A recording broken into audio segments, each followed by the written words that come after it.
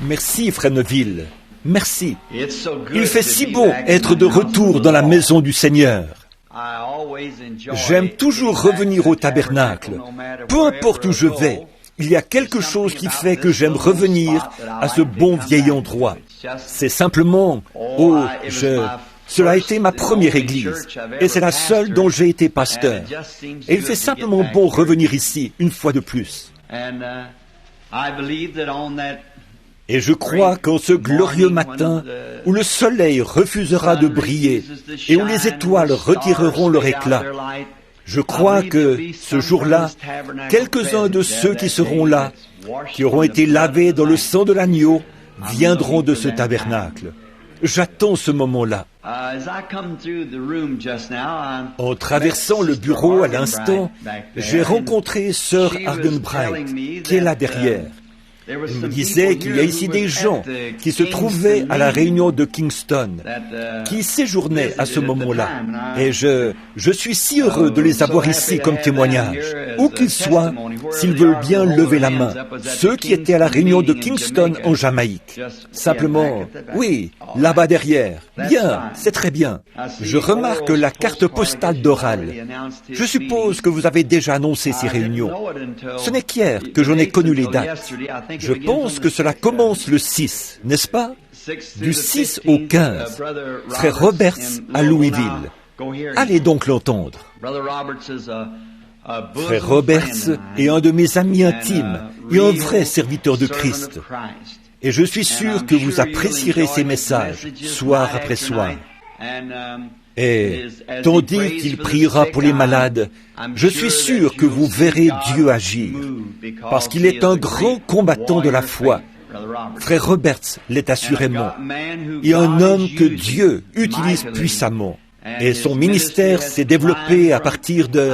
Je me souviens que lorsque j'ai rencontré Frère Roberts pour la première fois, il était dans une petite tente toute usée à Saint-Louis, Missouri. Et j'étais... Non, à Kansas City, Missouri. Et j'étais à Kansas City, Kansas, dans une salle. Il a pris une place au premier rang. Après le service, nous sommes allés derrière pour parler. On m'a présenté à lui. Il est plus jeune que moi. Oral a juste dépassé la quarantaine. Et ainsi, il m'a dit, « Pensez-vous que Dieu m'entendrait si je priais pour les malades ?» J'ai répondu, « Frère, il entendra la prière de quiconque priera. » Eh bien, il s'y est mis et il a dit, « J'y vais. » Et c'est un homme très intelligent. Il a fait l'université, 4 années de psychologie. Et je suis sûr c'est un homme brillant. Et il en est maintenant arrivé au point où il s'entoure de toute une équipe de conseillers, et ainsi de suite. Si bien que lorsqu'il prend la parole, il est bien préparé. Vous l'apprécierez vraiment, j'en suis sûr. Et maintenant, je voudrais donner un petit compte-rendu de ce que le Seigneur a fait lors de notre modeste petite réunion en Jamaïque et à Porto Rico. C'est étrange que je sois allé là-bas, parce que les appels affluaient. Comme Léo ici le sait, le téléphone, au cours d'une semaine, nous recevons certainement des appels provenant de centaines d'endroits qui veulent des réunions. Mais cependant, j'aime bien me sentir conduit à aller où je vais. Par exemple, si j'y vais parce qu'un homme m'a demandé de venir, alors j'y vais au nom de cette église ou de cette organisation. Si j'y allais parce que Frère Neville a dit que je devrais y aller, je serais obligé d'y aller au nom de Frère Neville.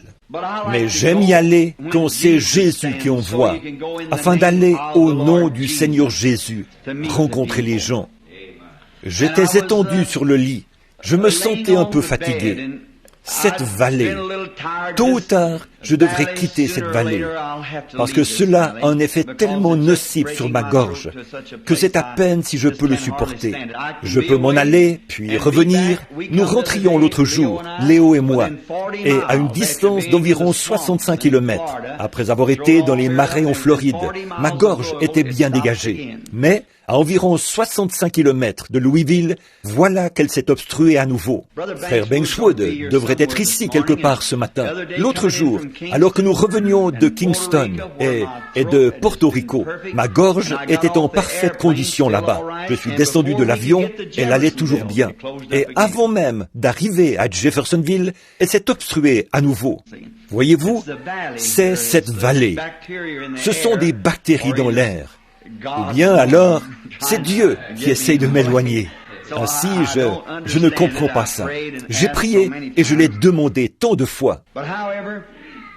Mais quoi qu'il en soit, je venais de me réveiller. Il était environ 3 heures du matin. Et ma femme et mon petit garçon étaient endormis.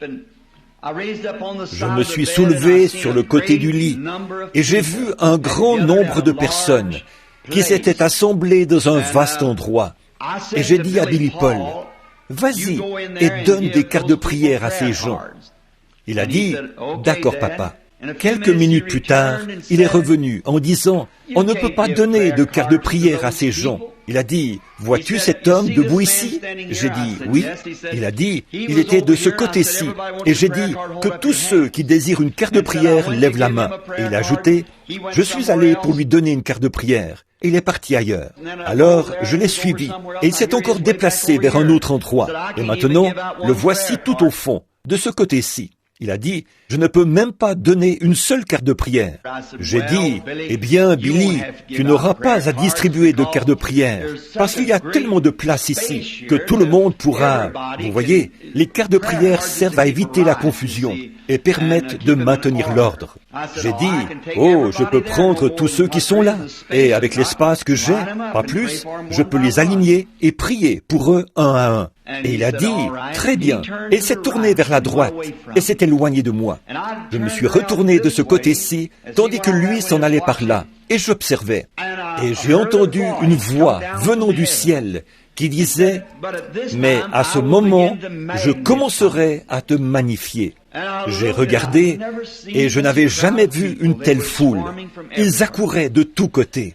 Et le nom de frère Roberts a été cité. La voix m'a dit, « Maintenant, frère Oral Roberts vient pour te voir. » J'ai dit, « De quelle manière dois-je saluer frère Roberts ?» La voix m'a dit, « Exactement de la même manière qu'il te saluera. » Eh bien, j'ai vu venir frère Roberts, vêtu d'un complet noir, avec un petit chapeau comme porte Bing Crosby, un petit peu retourné et enfoncé, un petit chapeau noir. Et je me tenais là, un peu surélevé. Levant les yeux vers moi, il a dit, « Bonjour, frère Branham. » J'ai dit, « Bonjour, frère Roberts. » Et lui ai serré la main. Il a dit, « Vous avez une jolie foule. » J'ai dit, « En effet, il y a bien du monde, frère Roberts. » Et il s'en est allé comme Billy l'avait fait, vers la droite. Et j'ai pensé, d'où vais-je leur parler? Je me suis alors déplacé partout, essayant différents endroits. De la façon dont j'étais placé, quelque part en bas, je ne pouvais pas voir de quel endroit je pourrais leur parler.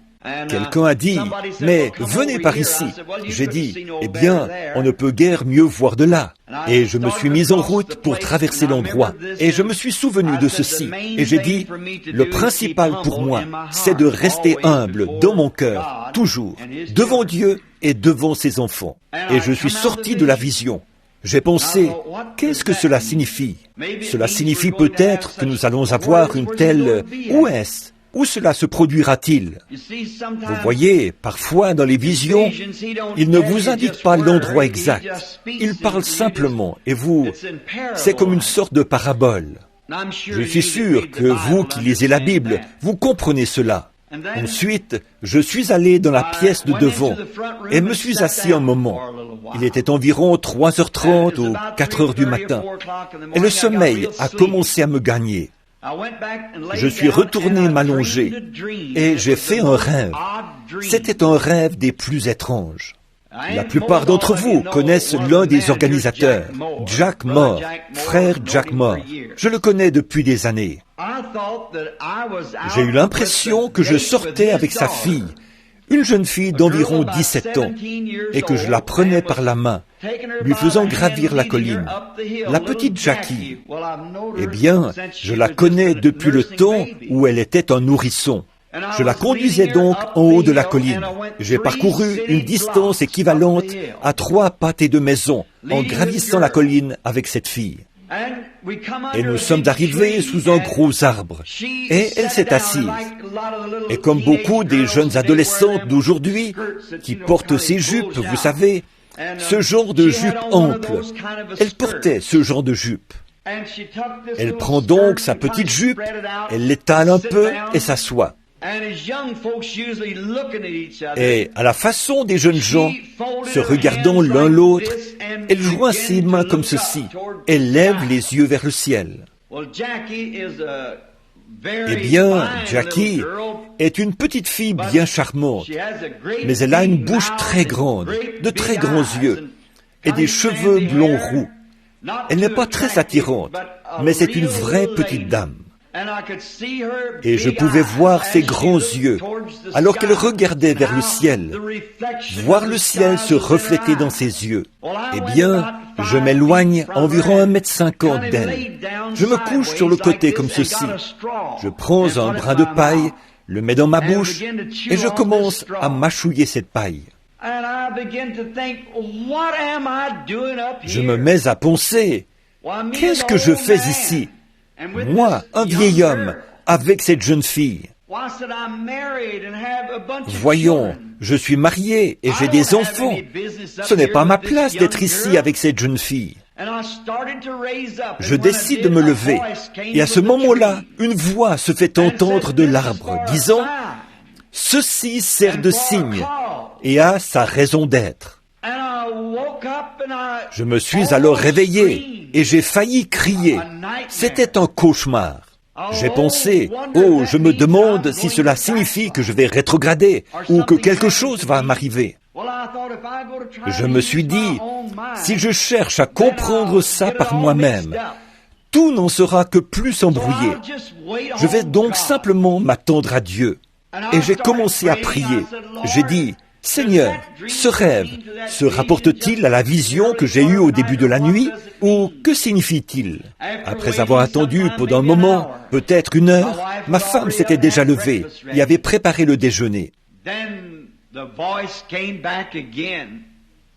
Alors, la voix parla de nouveau.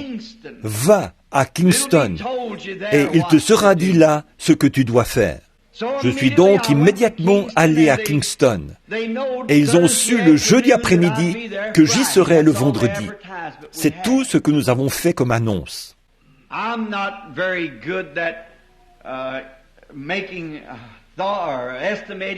Je ne suis pas fort pour évaluer les foules. Habituellement, j'exagère. Mais le premier soir, je dirais qu'environ 1200 personnes sont venues, parce qu'il n'y avait qu'un jour de préavis. Et le lendemain, ils ont envoyé des coureurs qui se relayaient tous les 6,5 km dans les montagnes. Un coureur courait pendant 4 heures, laissant ensuite un autre coureur continuer dans la montagne. Et le second soir, il y en avait environ 5000. Et le troisième soir, on pouvait estimer la foule à 15 000 personnes. Peut-être 20 000. Et ils sont venus par milliers au Seigneur. Voici ce que la vision signifiait. La petite église, la jeune fille était vierge, juste une enfant. Et cela représentait la virginité de l'église. Et les 3 pâtés de maison en gravissant la colline représentaient mes 3 jours de ministère là-bas. Et par mon ministère, je prendrai la petite église vierge, l'emmenant d'où elle était, pour la conduire plus haut dans les choses de Dieu, jusqu'à ce que cela secoue l'île entière. Et oh, les ministres et les gens de la région qui pleuraient et suppliaient, essayant de persuader les autorités de la ville. Seulement un soir ou 2 de plus. Nous sommes partis de là vers Porto Rico. Et là, nous avons été bien accueillis. Et nous avons eu une victoire éclatante. Les gens, par milliers, se sont entassés dans le stade. Et on a estimé à 40 000 le nombre des précieuses âmes qui sont venues au Seigneur Jésus. Et à notre départ, j'espère que je peux dire ceci à ma propre Église. Mais je ne pourrai pas le dire en public à l'extérieur, là où il n'y a personne de chez nous, parce que cela pourrait être mal vu. Mais j'ai ici, sur un bout de papier, le nom du juge qui a prononcé la locution au moment de notre départ. J'ai ça ici, lui et ses assistants. Et il a dit, « Nous avons eu l'honneur d'avoir sur l'île la visite de plusieurs prédicateurs. » Il a dit, « Quand M. Billy Graham est venu, il a quitté l'île récemment. Nous avons eu une réunion glorieuse. Mais Billy Graham nous a simplement apporté le même évangile que nous avons toujours entendu. » Il a dit, « Nous avons ensuite eu l'honneur d'avoir la visite de M. Roberts sur l'île. Et M. Roberts nous a donné une grande réunion de 3 jours. Mais les frais d'hôtel furent tellement élevés qu'ils ont laissé une note de $35 000 pour 3 nuits, rien que pour les frais d'hôtel. » Il a dit, puis M. Osborne est passé, lequel est un grand serviteur de Christ. Mais quand M. Osborne est parti, nous avons été déçus. C'est comme s'il ne restait plus rien. Mais, a-t-il dit, nous avons remarqué que, lors de cette réunion-ci, il n'y avait guère que quelques personnes sur l'estrade pour que Frère Branham prie pour elles. Mais, à la fin des services, on remplissait des camions de vieilles chaises, de bâtons et tout, ramassés là dans l'auditoire. Il a dit, ce n'était pas un homme cette fois-ci. Dieu est venu vers nous.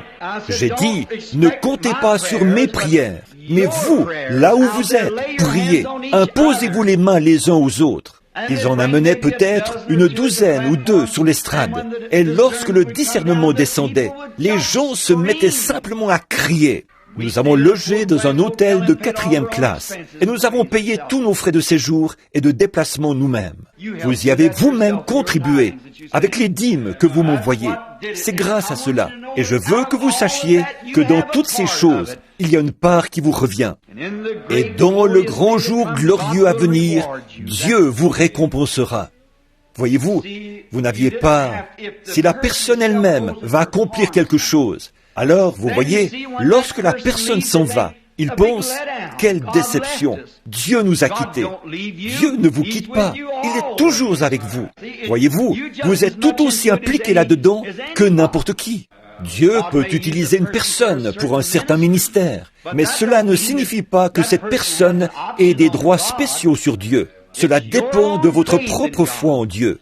Et les gens se rendaient là-bas dans des espèces de poussettes fabriquées avec des roues de voitures d'enfants sur lesquelles on mettait une planche. Ils étaient étendus là-dessus et on les roulait à l'intérieur. Alors, quand le service était terminé et que les gens avaient dégagé le champ de course, une équipe venait ramasser avec un chariot des petites voitures à bras, de grosses chaises, des bâtons, des couchettes et des lits que les gens avaient abandonnés sur place, parce que la présence du Seigneur était là. C'est ce que nous voulons voir. L'homme n'a alors rien à voir là-dedans. C'est Dieu qui agit. En revenant ici, c'est juste dans le but d'aider que ce matin, dans quelques minutes, je vais vous parler. Et j'ai demandé aux garçons de ne pas laisser sortir la bande. Pendant 3 jours, je me suis creusé la tête pour savoir de quoi j'allais parler. Et ce matin, avant de partir, j'ai senti dans mon cœur que je devais mettre l'Église sévèrement en garde. Et je leur ai dit, enregistrez les bandes, mais ne les mettez pas en vente. Mais auparavant, j'aimerais juste vous donner un petit témoignage qui puisse vous faire du bien. Moi, cela m'a fait du bien.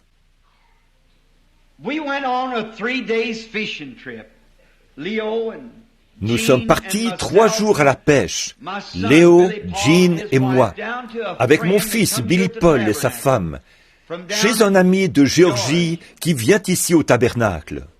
Et ils nous ont emmenés dans une région marécageuse. Je ne sais plus exactement où c'était, tout près de Okeechobee ou quelque chose comme cela. Je ne connais pas le nom que les Indiens séminoles lui ont donné. Mais quoi qu'il en soit, nous avions fait bien des kilomètres. Et frère Evans, son frère, est un inconverti. Et c'est un grand amateur de pêche. Il est allé là-bas dans les marais il y a quelques mois. Il y a là ce qu'ils appellent le ground rattler. Et un ground rattler l'a mordu. C'est tout juste si l'on a réchappé. Son membre a enflé. Ils l'ont donc emmené chez le médecin qui lui a fait des piqûres.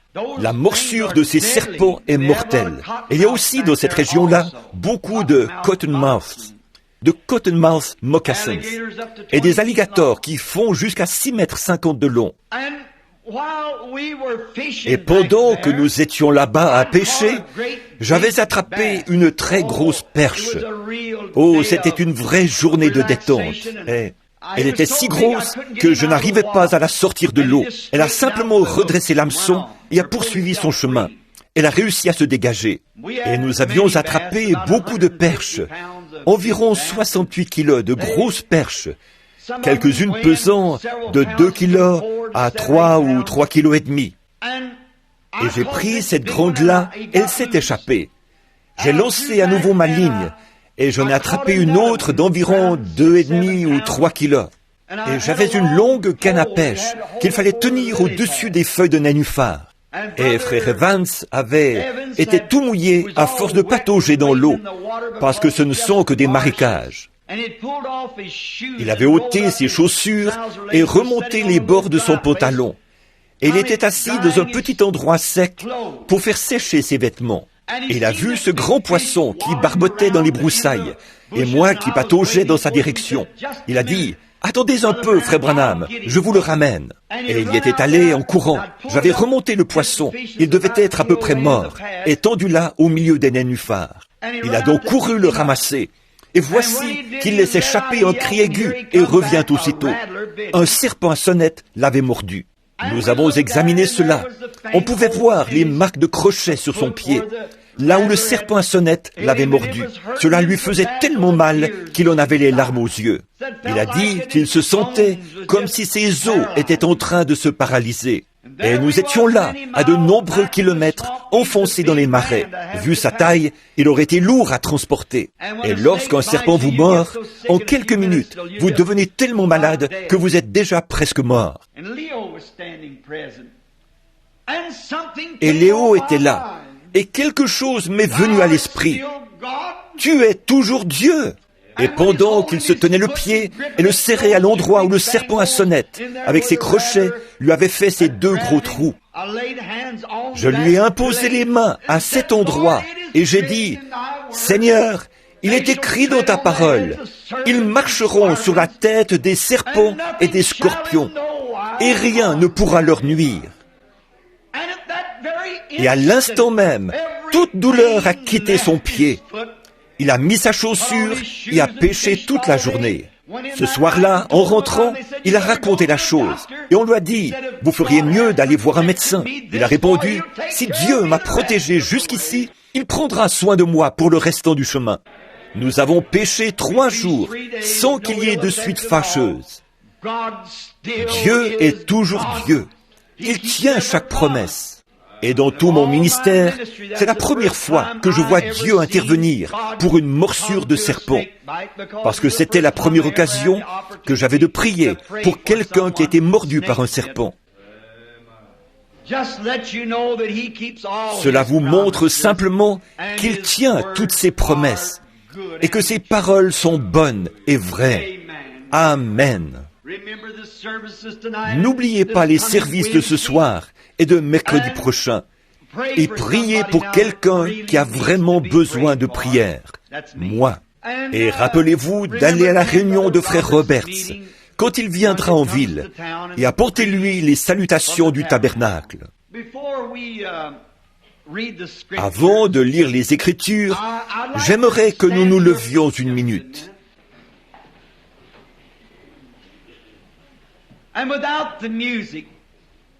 Et sans musique, chantons simplement un couplet ou 2 de ce vieux cantique glorieux de l'Église. Ma foi regarde vers toi. Très bien. Que tout le monde se joigne à moi maintenant et chantons-le. Ne pensez pas à la façon dont vous chantez. Chantez simplement pour la gloire de Dieu. Pourrais-tu l'entonner, frère Neville? My faith looks up Ma foi regarde vers toi.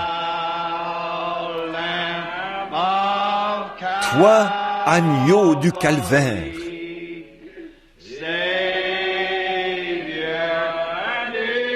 Sauveur divin.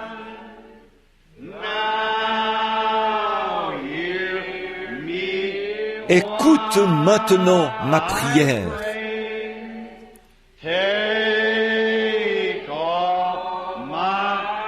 Efface mon péché.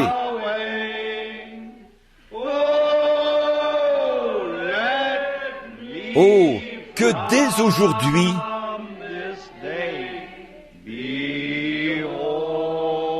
je sois tout à toi.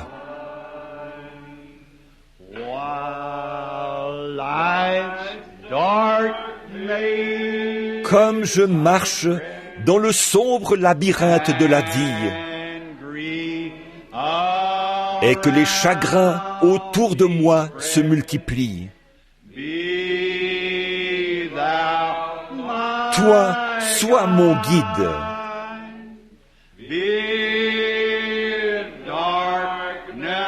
Ordonne que les ténèbres se changent en jour.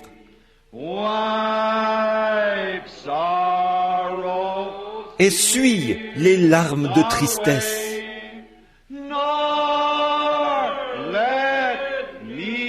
Que je ne m'égare plus jamais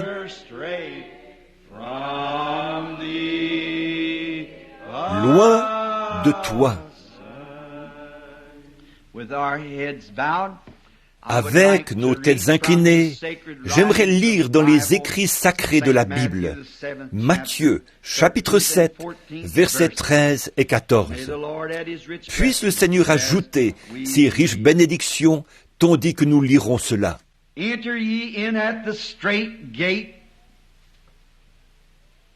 Entrez par la porte étroite, car large est la porte, spacieux est le chemin qui mène à la perdition. Et il y en a beaucoup qui entrent par là.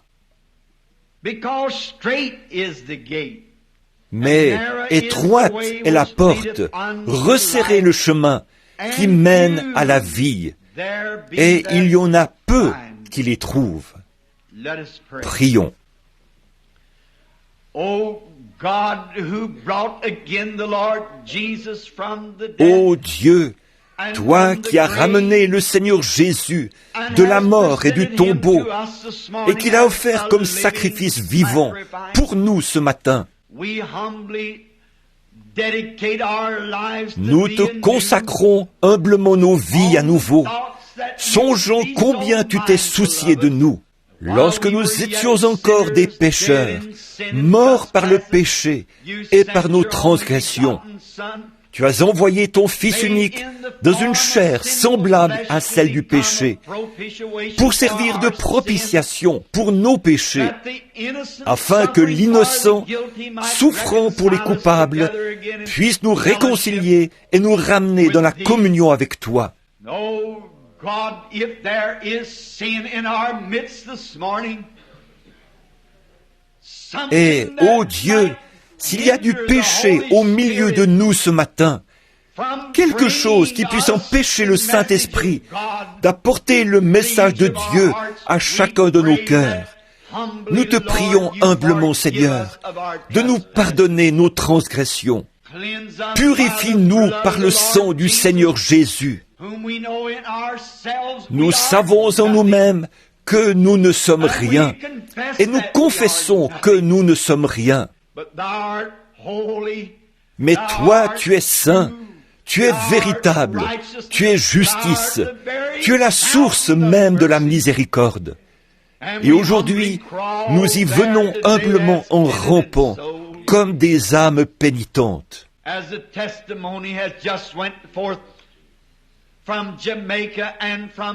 Le témoignage qui vient d'être donné sur la Jamaïque et Porto Rico est où tu as fait de si grandes choses, ô Dieu, est le signe de la venue du juste.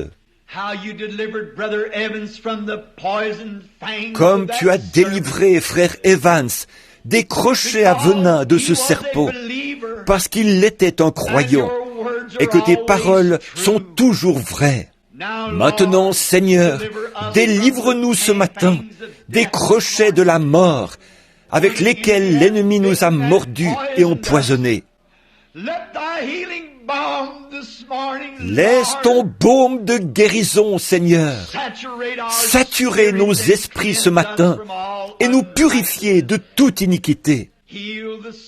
Guéris la maladie des corps physiques qui ont cédé sous la puissance de l'ennemi. Que tous ceux qui sont en ta divine présence soient guéris. Parle-nous maintenant à travers ta parole écrite, Seigneur. Ne sachons que dire, mais toi, tu pourvoiras.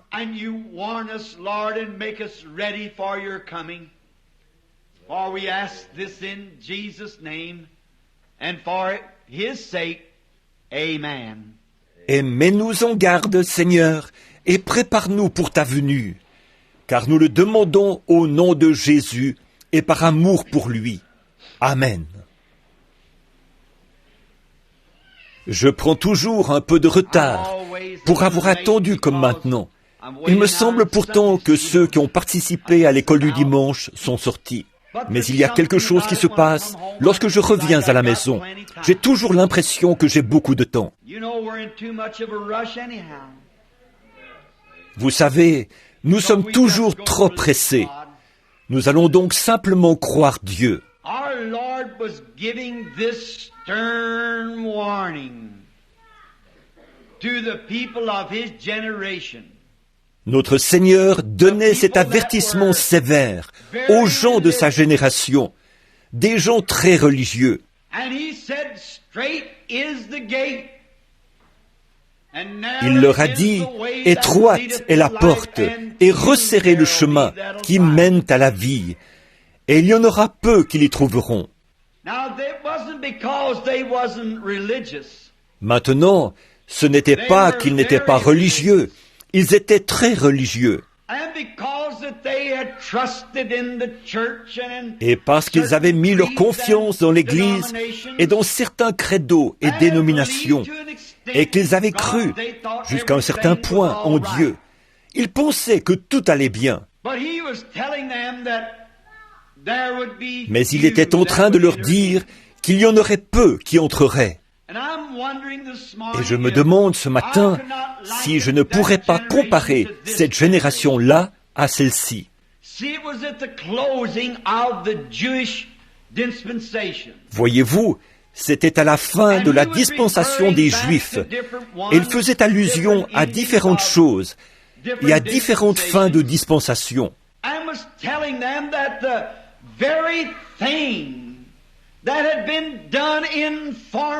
Et il leur disait que la chose même qui avait été accomplie dans les dispensations précédentes s'accomplissait devant eux, et ils n'ont pas réussi à le reconnaître. Voyons quelques-unes des choses dont il leur parlait.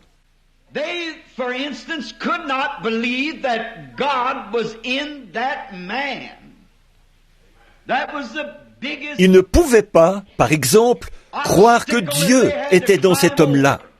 Pour eux, le plus grand obstacle à surmonter, c'était le fait que lui, qui était un homme, se faisait pourtant Dieu.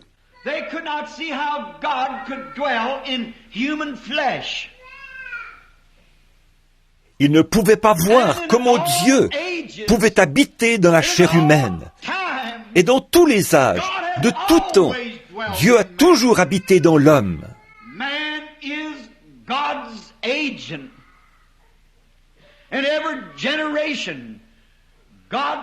L'homme est l'agent de Dieu. Dans chaque génération, Dieu parle à son peuple à travers des lèvres humaines. Il choisit toujours quelqu'un ou quelque chose qu'il peut utiliser. Comme ceux-ci s'achoppaient, il a fait mention d'Abraham. Il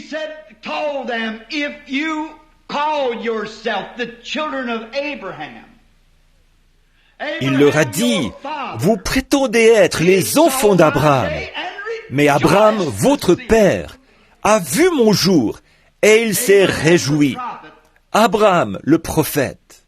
And no doubt that Jesus was referring to them, that he had proved Sans to doute them that que he Jésus was leur the montrait par Messiah. là qu'il leur avait prouvé Because the qu'il était le sign of Messie, Messiah was puisque le following signe him. du Messie le suivait. And it had been that way through every Et generation. il en avait été ainsi pour chaque That's the génération, sign of the Messiah. le signe du Messie. But yet him making himself Mais que lui God, se fasse the Dieu, Messiah le himself, Messie lui-même, c'était pour eux une occasion de chute. Ils ne pouvaient comprendre cela. Now when Abraham, who they call their father, Or, lorsque Abraham, qu'ils appelaient leur père, he was a rencontré also in Dieu, flesh, il était aussi dans la chair, because he eat the meat of a calf. Eat parce qu'il a cornbread mangé de la viande de veau, and drinking du milk pain de and maïs butter avec du beurre in et the bu du lait, presence of en Abraham. présence d'Abraham. Et pourtant, il était Dieu. Abraham l'a reconnu comme étant Dieu et l'a appelé Elohim, soit le Tout-Puissant Jéhovah. A man wearing clothes with Un dust homme on qui his portait body, des vêtements avec de la poussière sur son corps et qui s'est assis à l'ombre d'un arbre et a mangé de la viande et bu du lait.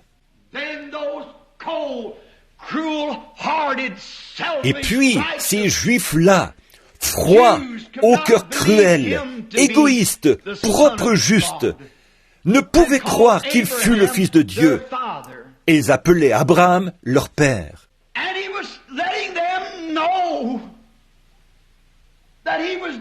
Et il était en train de leur dire qu'il faisait les mêmes choses dans sa chair que Dieu avait faites dans une autre chair lorsqu'il avait rencontré leur père Abraham. Et Abraham l'avait cru, mais eux ne pouvaient pas le croire.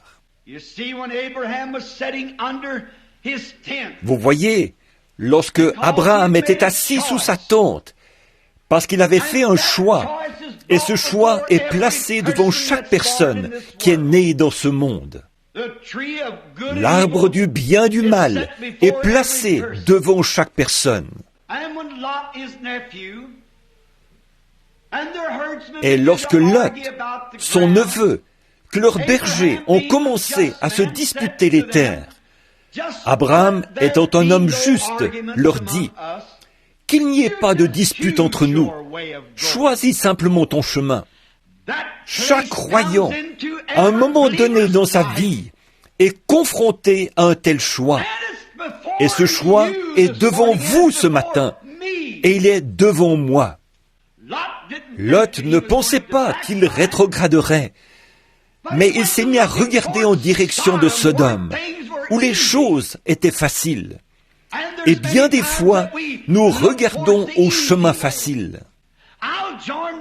Je vais adhérer à telle et telle église, et vous voyez, personne ne dira rien contre cela, parce que c'est la plus grande église de la ville. Le chemin facile, c'est très souvent ce que nous faisons. Nous avons tort. Souvenez-vous, si vous suivez Christ, les gens vous haïront, car tous ceux qui vivent pieusement Jésus-Christ seront persécutés. Si vous venez à Christ, vous ne viendrez par aucune église, dénomination ou credo. Vous viendrez par le sang. C'est la seule voie d'accès. Et vous ne pouvez amener personne avec vous. Vous viendrez seul. Et vous devrez vous appuyer sur votre propre confession et sur votre propre foi. Vous n'y entrerez pas en prenant la foi de votre pasteur ou celle de votre mère pour appui. Ce sera à titre individuel que vous viendrez à Dieu. Et très souvent, nous faisons de ces choix insensés. Qu'en est-il de Lot? Quand il a vu que tout serait facile, il a vu que là-bas beaucoup d'argent et de popularité l'attendaient, parce qu'il serait un étranger, un homme intelligent et instruit, avec beaucoup de psychologie, et qu'il pourrait se permettre certaines choses, tout en conservant sa religion. Il a pensé, j'ai foi en Dieu, je vais donc descendre jusqu'à Sodome, je ferai plus d'argent et je deviendrai un homme important, peut-être un prédicateur formidable. Voyez-vous, vous avez un choix à faire. Les laïcs aussi ont un choix à faire. Je vais aller à cette église-là. Oh, tout le monde en ville croit que c'est la meilleure. Même le maire de la ville est membre de cette église-là. Bien sûr, il pourrait être membre d'une église vraiment bonne, mais il faut quand même juger cette église et ses fidèles par les Écritures. Parfois, ils y vont parce qu'ils suivent le courant, parce que, à tel ou tel endroit, les gens s'habillent mieux. Et c'est là que nous commettons une erreur fatale. Maintenant, remarquez ceci. Abraham ne pouvait rien faire d'autre que de se contenter du deuxième choix. Et parfois, le second choix est meilleur que le premier, s'il est pris dans des conditions semblables. Remarquez, il n'a pas fallu longtemps. Quand Lot a vu la grande ville, il ne voyait pas que sa femme se changerait en statue de sel. Il ne voyait pas que le feu consumerait la ville. Mais Abraham prit le chemin avec le petit nombre des méprisés qui suivent le Seigneur. Il resta dans les déserts.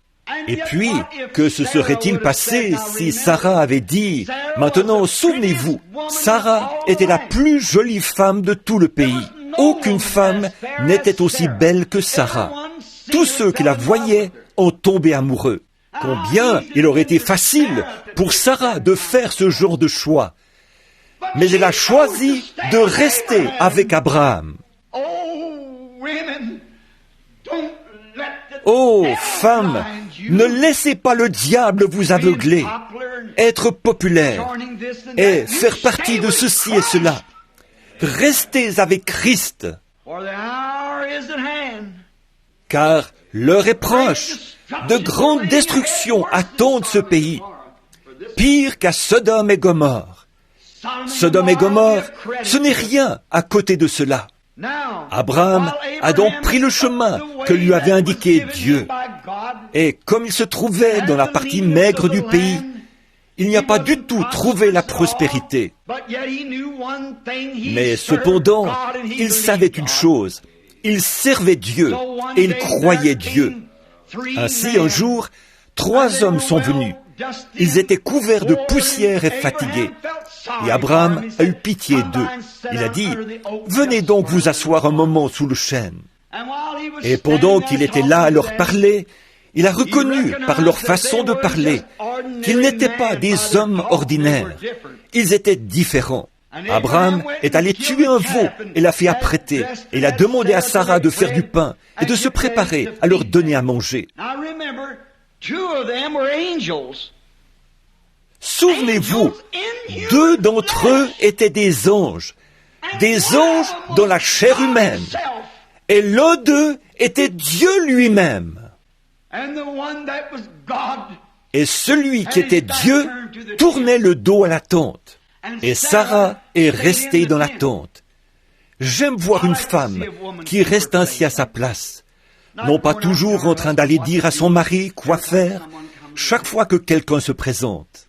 Au contraire, elle est restée dans la tente, probablement occupée à faire la vaisselle ou à autre chose.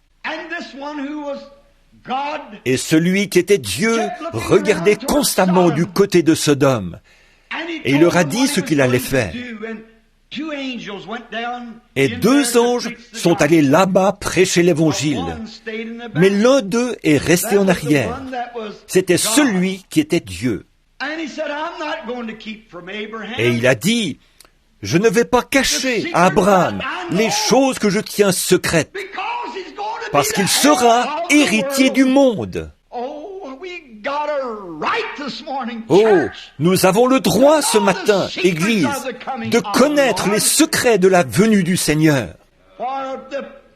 Car heureux ceux qui procurent la paix, ils seront appelés fils de Dieu.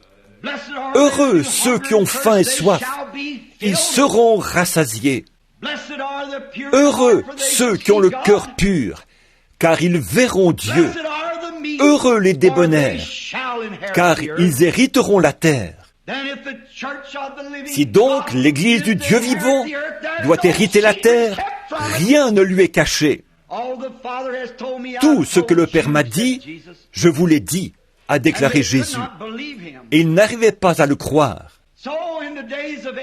Il a donc fait référence à l'époque d'Abraham, leur disant que, tandis qu'Abraham parlait avec l'ange, et que celui-ci avait le dos tourné à la tente, l'ange a dit à Abraham qu'il allait le visiter en lui accordant un enfant.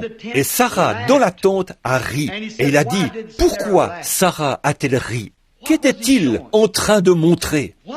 Pourquoi Sarah a-t-elle ri?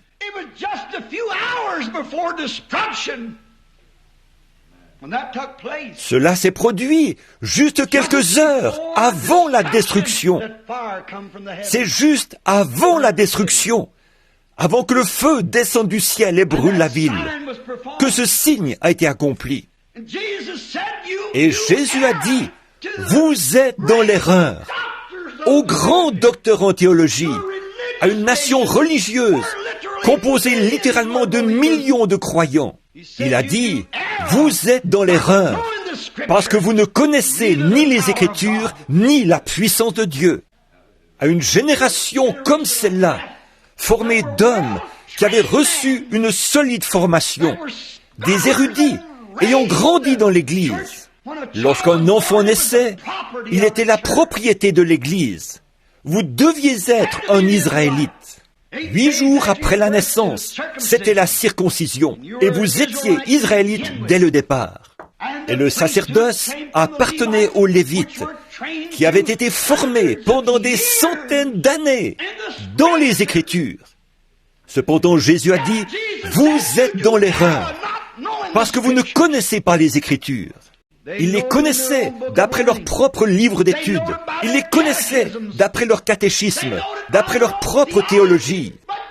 Mais Jésus a dit, vous ne connaissez pas les Écritures, et vous ne connaissez pas la puissance de Dieu non plus. Si vous aviez connu Abraham, vous m'auriez connu. Si vous étiez les enfants d'Abraham, vous me connaîtriez. Parce qu'Abraham s'est réjoui quand il a vu mon jour, car il l'avait vu à l'avance. Lorsque j'étais là, devant lui, dans un corps de chair, et que j'ai accompli ceci, il a su que c'était moi, et m'a appelé Elohim. Mais voici que je fais la même chose devant vous, et vous m'appelez Belzébul. Oh, disait-il, nous avons Abraham pour père. Vous appelez Abraham votre père? On lui a dit, mais nous sommes membres de l'Église, nous sommes une nation religieuse, nous sommes un grand peuple, nous sommes le peuple de Dieu. Jésus a dit, vous êtes du diable, il est votre père. Combien je pourrais comparer cette génération-là à celle-ci, alors qu'aujourd'hui, il y a littéralement des millions de gens qui professent le christianisme et qui n'en connaissent pas plus au sujet de Dieu qu'un Hottentot n'en connaîtrait au sujet d'une nuée égyptienne. Des hommes et des femmes aujourd'hui, il y en a littéralement des millions qui professent être chrétiens, qui se réclament de Christ, mais qui ne connaissent pas les rudiments de la puissance de sa résurrection. Et n'ont jamais goûté sa bonté. Ils n'ont jamais senti sa puissance. Devant la vérité, ils sont aveuglés. Il a dit, vous êtes des aveugles, qui conduisent des aveugles. Si un aveugle conduit des aveugles, ne tomberont-ils pas tous dans une fosse? Et puis, il se disait, nous sommes chrétiens, nous sommes croyants, nous faisons partie de ce qu'il y a de mieux comme Église. Nos rabbins sont les meilleurs érudits qui soient. Et malgré tout, Jésus leur a dit qu'ils ne connaissaient même pas les Écritures.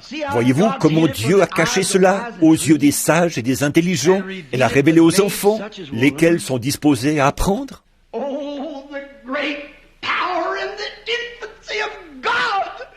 Oh, la grande puissance et l'infinité de Dieu! Combien il est bon envers ceux qui veulent marcher droitement devant lui. Il ne refusera aucune bonne chose. Et de voir aujourd'hui comment notre nation, notre monde est corrompu de la même manière. Jésus voulait les remettre bien d'aplomb. Il disait, « Oh, Abraham est notre père, et nous serons dans la gloire. Ne t'inquiète pas, parce que nous croyons en Dieu. Nous sommes des professeurs, et nous croyons en Dieu, et nous enseignons notre peuple. Et toi, qui es-tu pour te présenter ici avec un petit signe mystérieux? Essaye de prétendre que ça, c'est Dieu. Tu n'es rien d'autre qu'un Belzébul. Voilà, ils avaient leur credo et leur dénomination. Jésus leur a dit, « Vous êtes du diable. » Pensez-y. Et je comparerai cette génération à celle d'aujourd'hui, alors que nous en avons des millions qui adhèrent aux églises.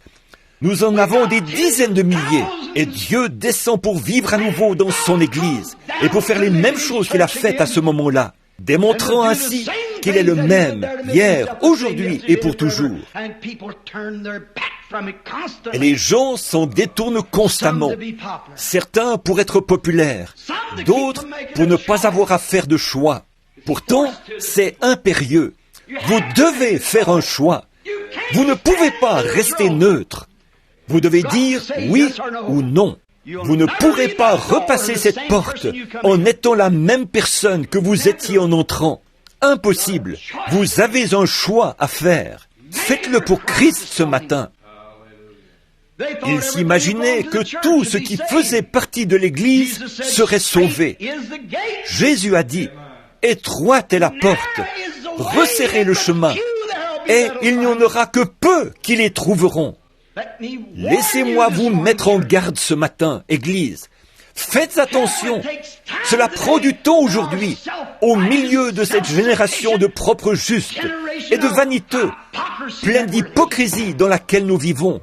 À l'heure où les hommes et les femmes sont là dans les églises, assis sur leurs bancs, à chanter des cantiques à Dieu, et sortent ensuite de cette église pour fumer des cigarettes, et boire du whisky, et aller danser, et vivre pour le monde, et faire des plaisanteries grossières et obscènes, et se prétendre chrétiens.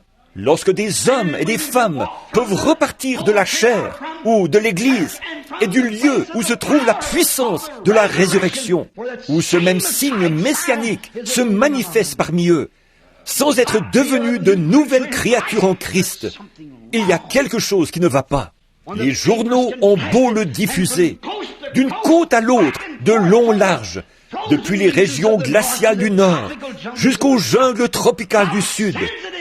Dieu a beau l'envoyer, les gens lui tournent constamment le dos. Alors, que pouvons-nous dire? Que pouvons-nous faire? Nous en revenons aux Écritures où il a déclaré « Étroite est la porte, resserrez le chemin, et il n'y en aura que peu qui les trouveront. » Il a dit, ce qui arriva du temps de Noé arrivera de même à la venue du Fils de l'homme. Écoutez, du temps de Noé, la terre était peuplée à peu près comme aujourd'hui. La science d'alors surpassait la nôtre. Ils ont construit des sphinx, des pyramides, et ont fait des choses que nous ne pouvons pas faire aujourd'hui. C'était un peuple remarquable, d'une intelligence inouïe.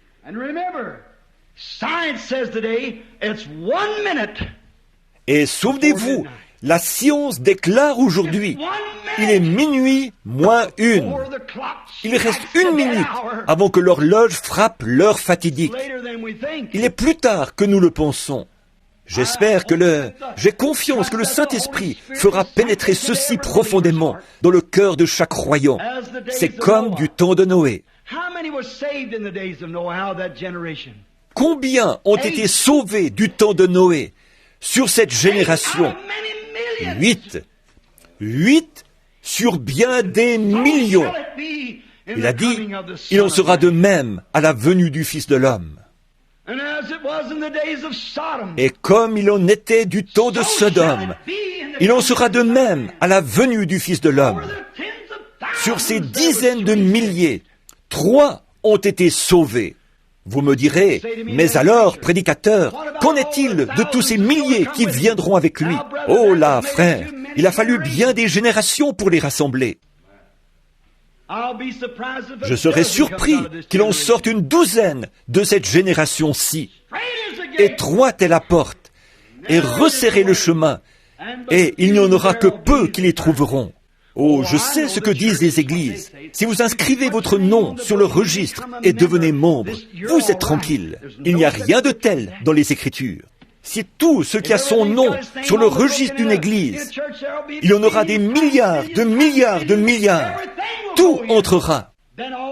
À ce moment-là, toutes sortes d'esprits y seront. Et dans quel état sera le ciel? Pensez-y maintenant.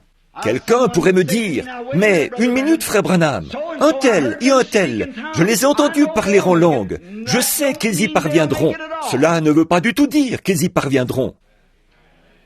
Paul a dit dans 1 Corinthiens 13, « Quand je parlerai la langue des hommes et des anges, si je n'ai pas l'amour, je ne suis rien. Oh, j'ai été à la réunion d'un tel. Oh, il a fait de grands miracles. Je l'ai vu rendre la vue aux aveugles. Il pourrait néanmoins être perdu. Beaucoup viendront à moi en ce jour-là et diront, « Seigneur, n'ai-je pas prêché en ton nom, prophétisé? N'ai-je pas en ton nom chassé les mauvais esprits? N'ai-je pas en ton nom fait beaucoup de miracles? » Il dira, « Retirez-vous de moi, vous, ouvriers d'iniquité, je ne vous ai même pas connu. » Étroite est la porte, resserrez le chemin, et il y en aura peu qui les trouveront. Laissez-moi vous donner quelques chiffres qui vont vous secouer. Au dire de la médecine, il y a dans la ville de Chicago, selon les statistiques des docteurs, 30 000 cas d'avortement, rien que dans Chicago en 30 jours. Ce sont les cas qu'ont pu dénombrer les médecins. Combien de ces petites pilules et de ces choses qu'elles prennent sont des avortements? Les statistiques indiquent qu'aux États-Unis, il y a plus de naissances d'enfants illégitimes que d'enfants nés dans les liens sacrés du mariage. Saviez-vous que la Bible déclare dans Deutéronome 14, 2 que s'il y a un enfant illégitime, il faudrait 400 ans pour que cela s'éteigne? Les enfants des enfants des enfants des enfants de leurs enfants ne peuvent pas se tenir dans l'assemblée du Seigneur pour 400 ans, 10 générations. 40 ans représentent une génération. Si son arrière-grand-père était un enfant illégitime, il est disqualifié. Alors quoi? Montrez-moi où cela a été changé. Où est-ce que cela nous amène? Et maintenant, nous avons ces enfants illégitimes à cause de l'adultère et des femmes pécheresses allant dans la rue habillées comme des hommes, ce qui est une abomination aux yeux de Dieu. Des fumeuses de cigarettes, des buveuses de cocktails, des soi-disant chrétiennes déclarées. Que Dieu nous garde d'une telle bande de prostituées. C'est juste. Et se prétendre ensuite chrétienne? Rien d'étonnant que Jésus ait dit, étroite est la porte, resserrez le chemin, et il n'y en aura que peu qui les trouveront. Ils ne veulent pas s'humilier. Ils sont empesés. Regardez, lorsqu'on a parlé à David du péché qu'il avait commis, il s'est vite repenti. Et Dieu l'a aimé pour cela. Quand on leur parle de leur péché, ils diront, je ne remettrai jamais les pieds ici. Pourquoi? Ils ne manquent pas d'endroit où aller. Ils peuvent aller dans ces repères d'illégitimes, là où on tolérera de telles choses. Mais il est temps que les prédicateurs revêtent l'armure complète de Dieu et prêchent la parole sans faire de compromis. L'Évangile. Les hommes devraient s'humilier. Il n'y a plus de sincérité parmi les chrétiens. Ils veulent dire, je suis méthodiste, je suis baptiste, je suis pentecôtiste. Cela ne représente pas plus que ça pour Dieu. J'ai parlé en langue, j'ai accompli des miracles. Nous mettons tout l'accent sur cela, alors que c'est une des choses les plus aveuglantes qu'on puisse faire. Certainement, la pluie tombe sur les justes comme sur les injustes. L'eau arrose la moisson, tout comme elle arrose les mauvaises herbes. Roy, la même pluie, le même Saint-Esprit peut descendre sur les gens. Ça ne veut pas dire pour autant, leur nature doit être différente à partir de l'intérieur. Non pas une manifestation ou une démonstration extérieure, mais l'Esprit du Dieu vivant à l'intérieur qui fait de cette personne une nouvelle créature, qui humiliera son cœur devant Dieu. Vous me direz, prédicateur, vous voulez me dire que vous doutez qu'il y en ait une douzaine sur les millions, sur ces 4 milliards qui peuplent la terre? Je doute qu'il y en ait une douzaine qui soient dans l'enlèvement. Pensez-y. Je suis en train de vous dire ce que Jésus a dit ici dans l'Évangile. Pensez-y. À quoi cela a-t-il abouti? Parce que l'immoralité s'est répandue parmi les gens. Des enfants illégitimes ont commencé à venir au monde. Cela leur ferme l'accès. Voyez-vous, nous pourrions rester ici pendant des heures à situer correctement ces choses. Et vous pourrez voir que nous vivons dans une génération complètement pourrie, formée de gens corrompus et damnés. Rien d'étonnant qu'ils ne puissent pas voir les signes. Rien d'étonnant qu'ils refusent d'entendre l'Évangile. Ils sont endurcis, et pourtant si religieux et si pieux. Jésus n'a-t-il pas dit, l'Esprit dit expressément que dans les derniers jours, ils seront emportés, enflés d'orgueil, aimant le plaisir plus que Dieu. Déloyaux, intempérants, cruels et ennemis des gens de bien, ayant l'apparence de la piété. Voyez-vous? Oh, vous pouvez crier, certainement. Vous pouvez parler en langue, certainement. La foi chassera les démons, certainement. Mais ce n'est pas ce dont nous parlons. Alors vous me direz, frère Branham, quel est le signe distinctif d'un chrétien? Qui sera sauvé? Le serez-vous, frère Branham? Je m'en remets à Dieu pour cela. Je ne sais pas. Je crois l'être. Je compare quotidiennement ma vie avec la parole. Si elle n'est pas à la hauteur par rapport à cette parole, alors quelque chose ne va pas. Je dois revenir sur mes pas et redresser la chose. Mais dites, frère Branham, lorsque les gens parlent en langue, cela ne veut-il pas dire qu'ils sont sauvés? Non, monsieur, absolument pas. J'ai entendu différentes sortes de sorciers parler en langue. Que d'absurdité. J'ai vu des gens parler en langue et vivre avec la femme d'un autre homme. J'ai vu des gens parler en langue et sautiller, crier comme s'il y avait le feu. Et ensuite, aller faire des transactions malhonnêtes, voler, dire des mensonges et tout. Comment pouvez-vous vous attendre à cela? Non, monsieur. Ils font partie de l'Église. Ils sont diacres à l'Église, pieux au possible. Pensez-vous qu'ils achèteraient de l'essence le dimanche? Non. Mais le lundi, ils commettront quelque action déloyale, dégoûtante ou mesquine. Dieu habite dans le cœur, pas dans ce qui est extérieur. C'est quelque chose qui vient du cœur. Étroite est la porte, resserrez le chemin, et il n'y en aura que peu qui les trouveront. Ce qui arriva du temps de Noé, 8 sur ces millions. Ce qui arriva du temps de Sodome, 3 sur des millions. Il en sera de même à la venue du Fils de l'homme. Vous voyez dans quel état de corruption nous nous trouvons. Vous voyez comme toutes les pensées de l'homme. Ils seront là. Et le diable fait monter en chair des prédicateurs habiles qui laissent les gens s'en tirer ainsi. L'autre jour, une personne m'a dit, « Je ne voudrais pas vous avoir à ma chair. Mes femmes perdraient la tête à cause de vous. » Non, c'est déjà le cas. Ça leur remettrait les idées en place. Si on leur disait de cesser de porter ces vêtements et toutes ces choses, eh bien, quelqu'un doit le faire. J'ai dit à ma femme, ai-je perdu la tête, moi aussi? Est-ce que je suis fou? Mais qu'est-ce qui m'arrive? Il y a quelque chose en moi qui ne peut pas rester tranquille. Il faut que je le dise. Je ne me soucie pas de ce qu'on peut dire. Ils disent, vous allez ruiner votre ministère. Eh bien, tout ministère que ruinerait l'Évangile mérite d'être ruiné. Que Dieu nous donne le courage de prendre position pour la vérité et l'audace pour dire la vérité à ce sujet. C'est un péché, c'est une honte. Étroite est la porte, a dit Jésus, et resserrez le chemin. Et vous qui pensez que des millions, qui pensez que vous tous, méthodistes, baptistes, presbytériens, pentecôtistes, entreront, vous serez les dupes ce jour-là. Jésus a dit, beaucoup viendront et se mettront à table dans le royaume en disant, j'ai le droit d'être ici. Mais les enfants du royaume les jetteront dehors. Il y aura des pleurs, des gémissements et des grincements de dents. Mieux vaut faire l'inventaire ce matin, chrétien.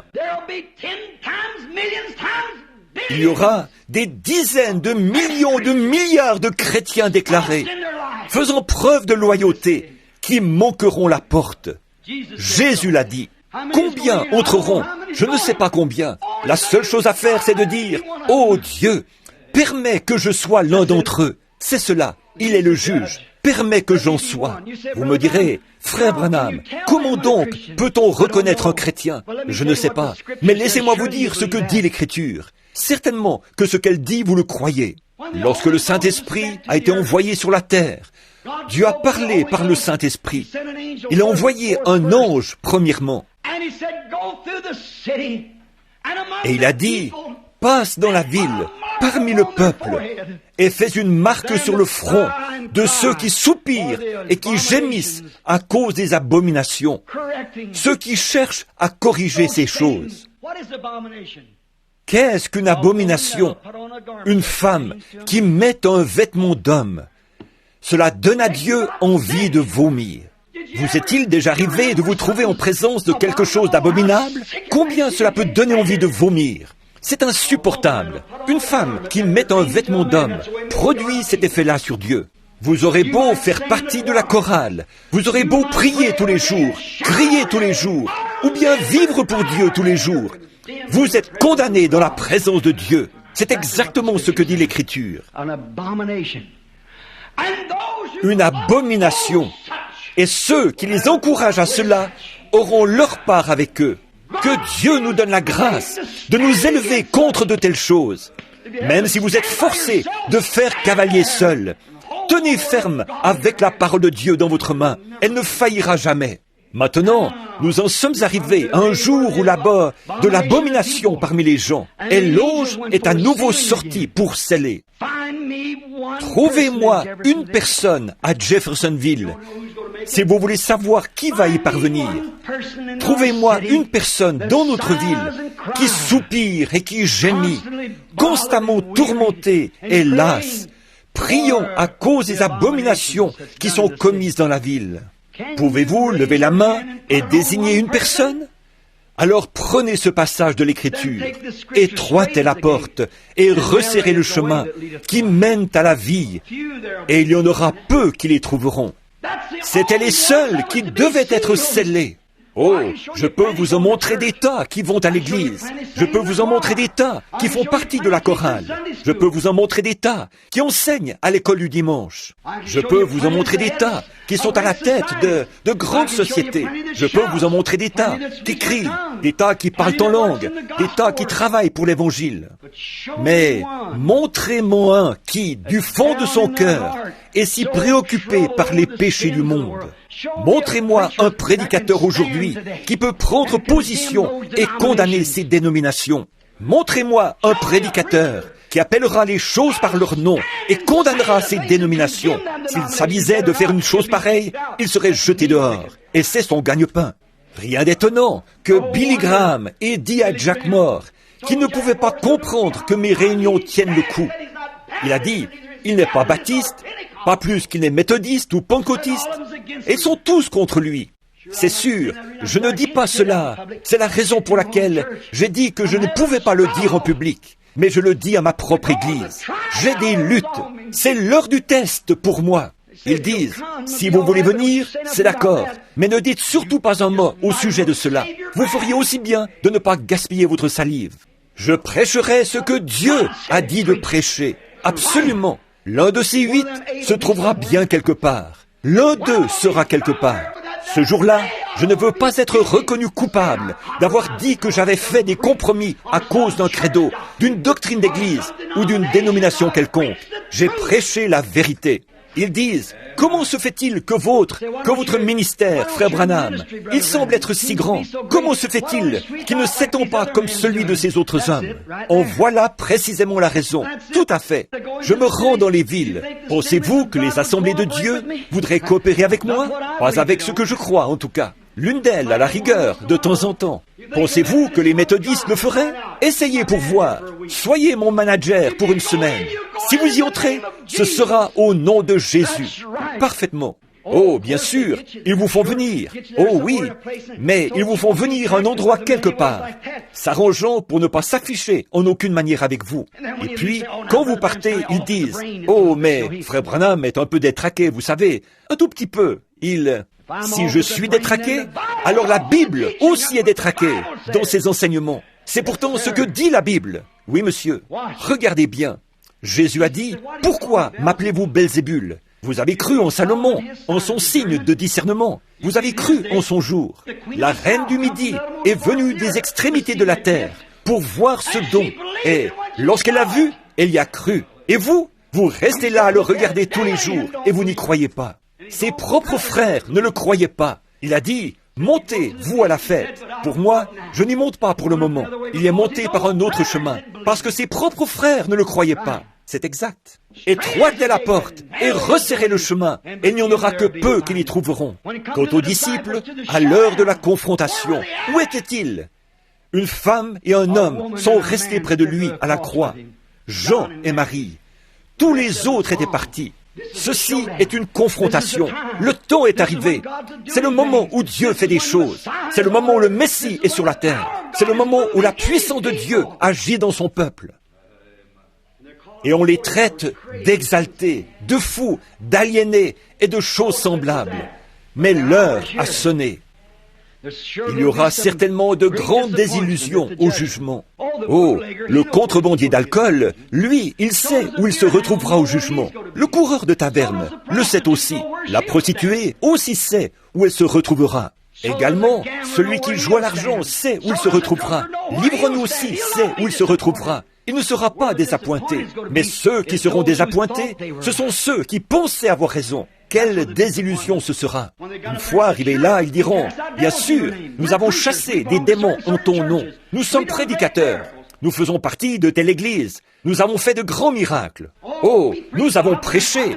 Mais j'ai été intendant dans l'église. J'ai été évêque. J'ai été ceci ou cela. Retirez-vous de moi, vous, ouvriers d'iniquité. Je ne vous ai jamais connu.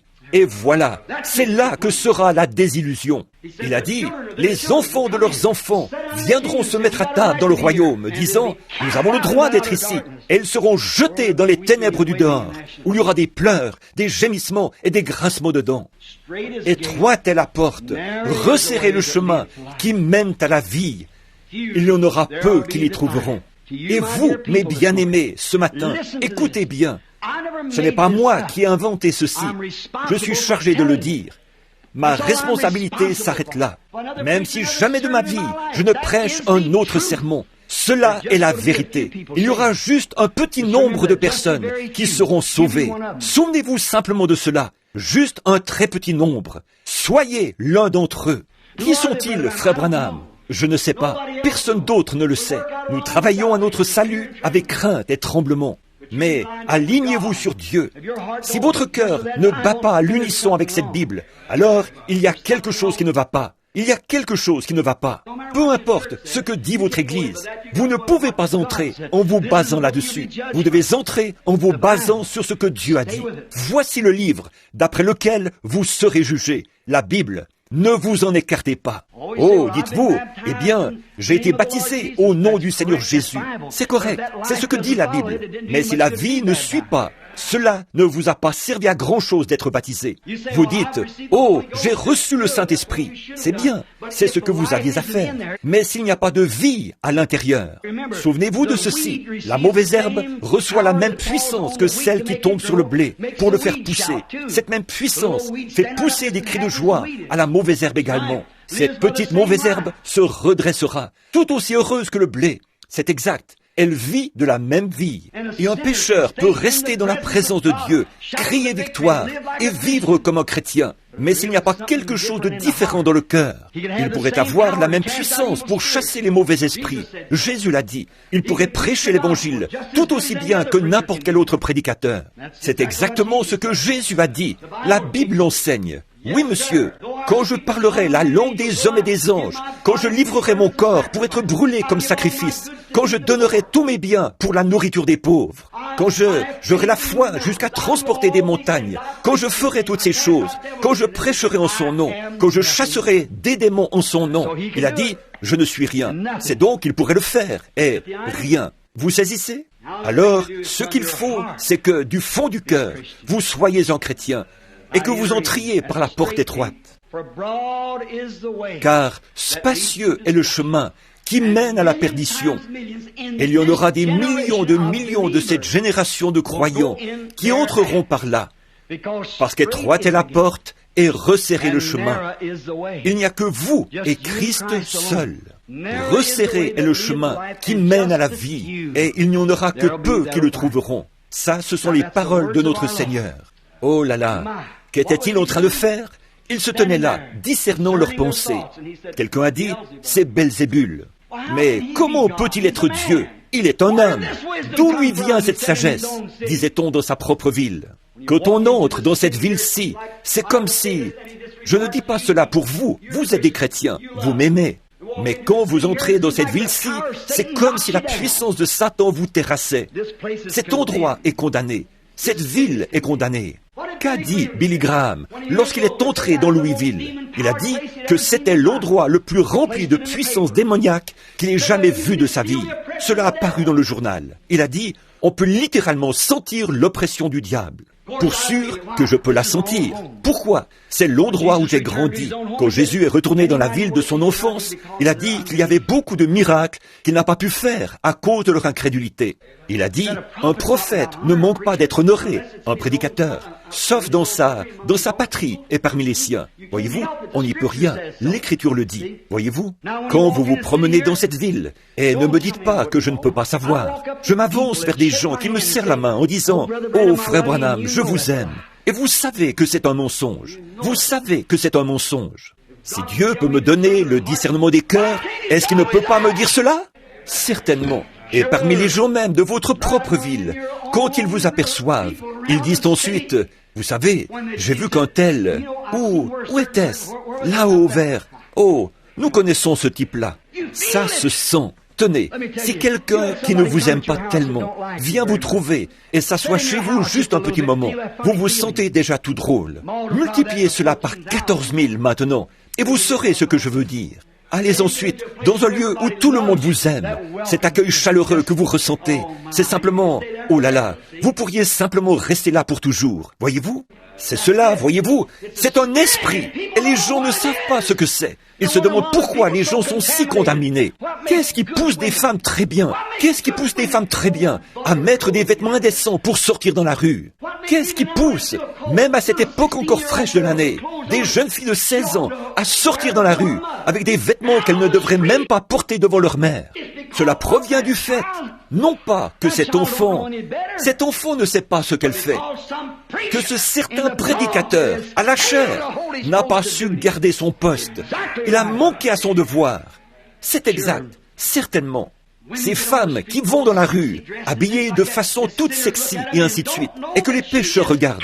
Cette femme ne sait pas qu'en fait, elle est tout aussi coupable que si elle avait vécu avec cet homme. Jésus l'a dit. Jésus a dit, quiconque regarde une femme pour la convoiter a déjà commis un adultère avec elle dans son cœur et aura à en rendre compte au jour du jugement. Étroite est la porte et resserrez le chemin. Je sais que vous me trouvez dur. Je ne suis pas dur. Je suis votre frère et je vous aime. Fuyez la colère à venir. Allez à la croix et pleurez jusqu'à ce que votre cœur soit rempli de son esprit. Cela vous fera tourner le dos à toutes les choses de ce monde et marcher pieusement devant sa face, votre cœur brûlant d'amour pour lui. L'amour, pas un devoir. Ce n'est pas par devoir qu'on sert Christ, c'est par amour qu'on sert Christ. Cet amour vous presse, vous étreint à tel point que chaque pulsation de votre vie bat à l'unisson avec lui. C'est là que vous pouvez voir le péché. Et il a pleuré sur la terre. Dieu a été affligé de voir les cœurs du temps de Noé. Et Jésus s'est assis sur la montagne. Il a dit, « Jérusalem, Jérusalem, combien de fois ai-je voulu vous rassembler? Mais votre heure est venue, et votre maison vous sera laissée déserte. Il en sera de même à la venue du Fils de Dieu. » Le cœur du véritable croyant est brisé. Il voit qu'en ce moment un réveil devrait balayer le pays. Comment est-ce possible? Par l'entremise d'une bande d'illégitimes. Comment est-ce possible? Alors qu'ils sont condamnés au départ. Le royaume de Dieu est semblable à un homme qui a jeté un filet dans la mer. Et quand il l'a ramené, il contenait des tortues marines, des tortues d'eau douce, des serpents, des grenouilles, quelques poissons. Ce n'était pas à lui de décider lesquels. Il a simplement tiré le filet sur la rive. C'est ce que fait l'Évangile. C'est ce que nous faisons. Billy Graham, Oral Roberts, moi-même et tous les autres prédicateurs de l'Évangile. Nous jetons le filet et le ramenons. Les voilà, Seigneur. Mais qu'est-ce que nous faisons chaque fois? Nous découvrons qu'avant même que vous puissiez vous occuper d'eux, ils sont déjà retournés tout droit à l'étang. Comment se l'expliquer? C'était une tortue marine pour commencer. Cela ne l'a pas changé de se faire prendre dans le filet de l'Évangile. C'était une tortue marine au départ. Ou c'était une tortue d'eau douce au départ. C'était un serpent au départ. C'était un hypocrite avant même qu'il mette les pieds à l'église. Il n'avait même pas le désir de cesser de boire, de parier, de fumer, de mentir ou de voler. Il est entré simplement parce qu'il avait peur de l'enfer. Vous en devenez un meilleur candidat lorsque vous faites cela. C'est vrai. Étroite est la porte et resserrez le chemin. Et il y en aura peu qui les trouveront. Prions. Seigneur, oh, sonde-moi, Seigneur. Juge-moi à l'instant même, Seigneur. Ne permets pas que je doive comparaître en jugement devant toi après avoir prêché de cette manière. Oh, s'il y avait quelque chose d'impur en moi, Seigneur, enlève-le s'il te plaît. Nous voyons que nous vivons dans un jour où les hommes et les femmes sont en train de devenir si empesés. Ils ont honte. Tu as dit une fois, les filles de Sion ne rougissent même pas. Elles ont perdu tout sentiment de pudeur, si bien qu'elles ne rougissent même plus. Ô Seigneur, pense-y. Et de savoir que cette horloge, au loin, continue son avance. Encore une minute ou deux, la grande destruction viendra, alors que celui qui est souillé se souille encore. Ô Dieu, réveille-nous tous ce matin. Secoue-nous, Seigneur. Nous voyons apparaître les signes. Nos yeux sont ouverts pour les reconnaître. Nous voyons qu'il y en a des millions, Seigneur, qui ont tourné le dos et s'en sont allés. Je me pose la question, que puis-je faire? Que puis-je faire, ô Seigneur? Y a-t-il quelque chose, Seigneur? S'il faut prêcher plus, s'il faut plus de prières, plus de quoi que ce soit, aide-moi, Seigneur, afin que je puisse apporter le message aux gens. Que puis-je faire? Sans cesse, ils le rejettent. Tu opères tes grands signes et tu accomplis tes prodiges. Et malgré tout, les gens continuent sur leur lancée. Est-ce parce que ton écriture doit s'accomplir? Sommes-nous au temps où nul ne peut venir à moi si mon Père ne l'attire? Et tout ce que le Père m'a donné viendra à moi. Seigneur Dieu, ce matin, accorde aux gens qu'ils se réveillent et voient ce dernier signe sur la terre. Je te prie, ô Dieu, d'accorder quelque chose aux gens. Bénis ce petit peuple ici ce matin. Ô Dieu, commence avec Frère Neville, Seigneur. Guéris son corps. Il est malade ce matin, Seigneur. Il a l'estomac dérangé.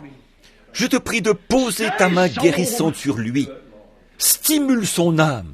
Ô Dieu, visite cette congrégation. Il y a des hommes et des femmes assis ici que je ne reverrai peut-être plus avant le jour du jugement, où je devrais rendre des comptes. Mais j'ai lu ta parole. Étroite est la porte, et resserrez le chemin, et il n'y en aura que peu qui les trouveront.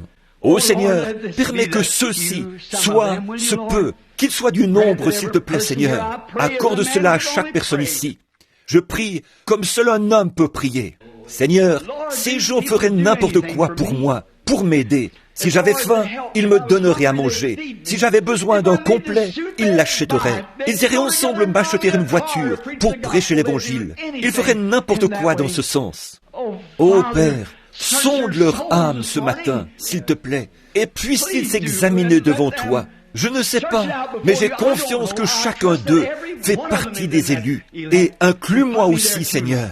Et s'il y avait en moi quelque chose, une raison qui m'empêche d'y être, Seigneur, révèle-le-moi simplement, et je me mettrai en règle tout de suite. Seigneur, je veux être sûr que ce matin-là, je n'aurai pas d'ennui à la rivière. Je veux entrer ce jour-là, et je ne sais pas quand ce sera, peut-être aujourd'hui. Ainsi, aide-moi à savoir, aide ces gens à savoir.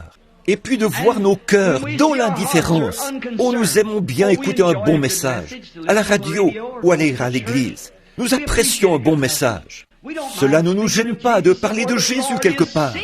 Mais Seigneur, le péché est-il un tel fardeau pour nous que nous en avons les larmes aux yeux, soupirant et gémissant, et nous élevons contre cela, contre toutes ces abominations qui sont commises dans la ville. Seigneur, que l'ange de Dieu puisse voir cela et mettre une marque sur nous. Accorde-le, Seigneur.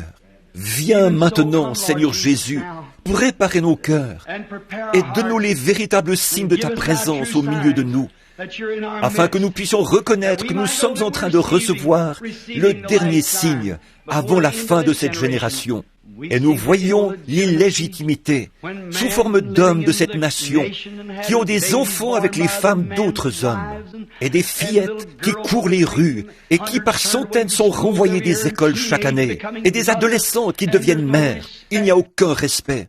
Et les femmes qui sont en train de s'empoisonner à fumer et à boire. Et la télévision et le reste qui est en train de corrompre les enfants. Ô Seigneur, combien de temps cela peut-il durer? Et toi, un Dieu saint. Ô Père, j'ai le sentiment étrange aujourd'hui que quelque chose doit être fait rapidement, Seigneur.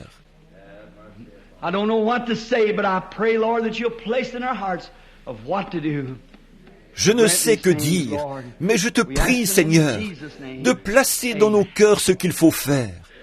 Accorde ces choses, Seigneur. Nous les demandons au nom de Jésus. Amen.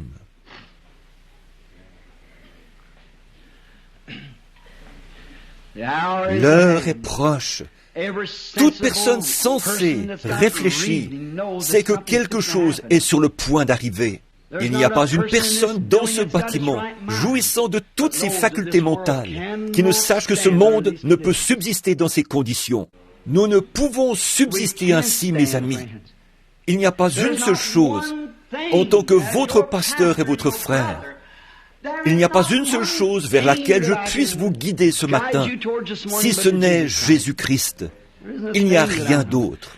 Pensez simplement aux choses qui ont été prophétisées comme devant arriver avant l'enlèvement. Tout ce que je connais est déjà accompli. Vous dites, et la marque de la bête? Ça, c'est pour la tribulation. L'Église sera partie à ce moment-là. Il n'y aura pas lieu de leur mettre une marque. Ils seront déjà partis, voyez-vous? Le marquage est en train de se faire. Le marquage sert à montrer clairement. C'est une marque. Réfugiez-vous auprès de Dieu. Réfugiez-vous auprès de lui sans tarder. Je me demande ce matin, tandis que nous sommes ici à attendre un instant, et je me sens comme vous. Je sais ce que vous ressentez, alors que chacun de vous s'applique à penser, « Oh Dieu, sonde-moi !» Je ressens la même chose. Je suis conscient que de tels messages, mes amis, ne sont pas populaires auprès des gens. Vous les condamnez et vous les abaissez. Quelqu'un doit le faire. J'aurais peut-être souhaité que ce soit quelqu'un d'autre. Mais si c'est à moi qu'il incombe de le faire, si je dois faire la femme de ménage, alors laissez-moi frotter. David a dit, je préfère être un paillasson dans la maison de Dieu, plutôt que d'habiter sous les tentes avec le péché. C'est juste, ce que Dieu veut que vous fassiez, faites-le, peu importe ce que c'est.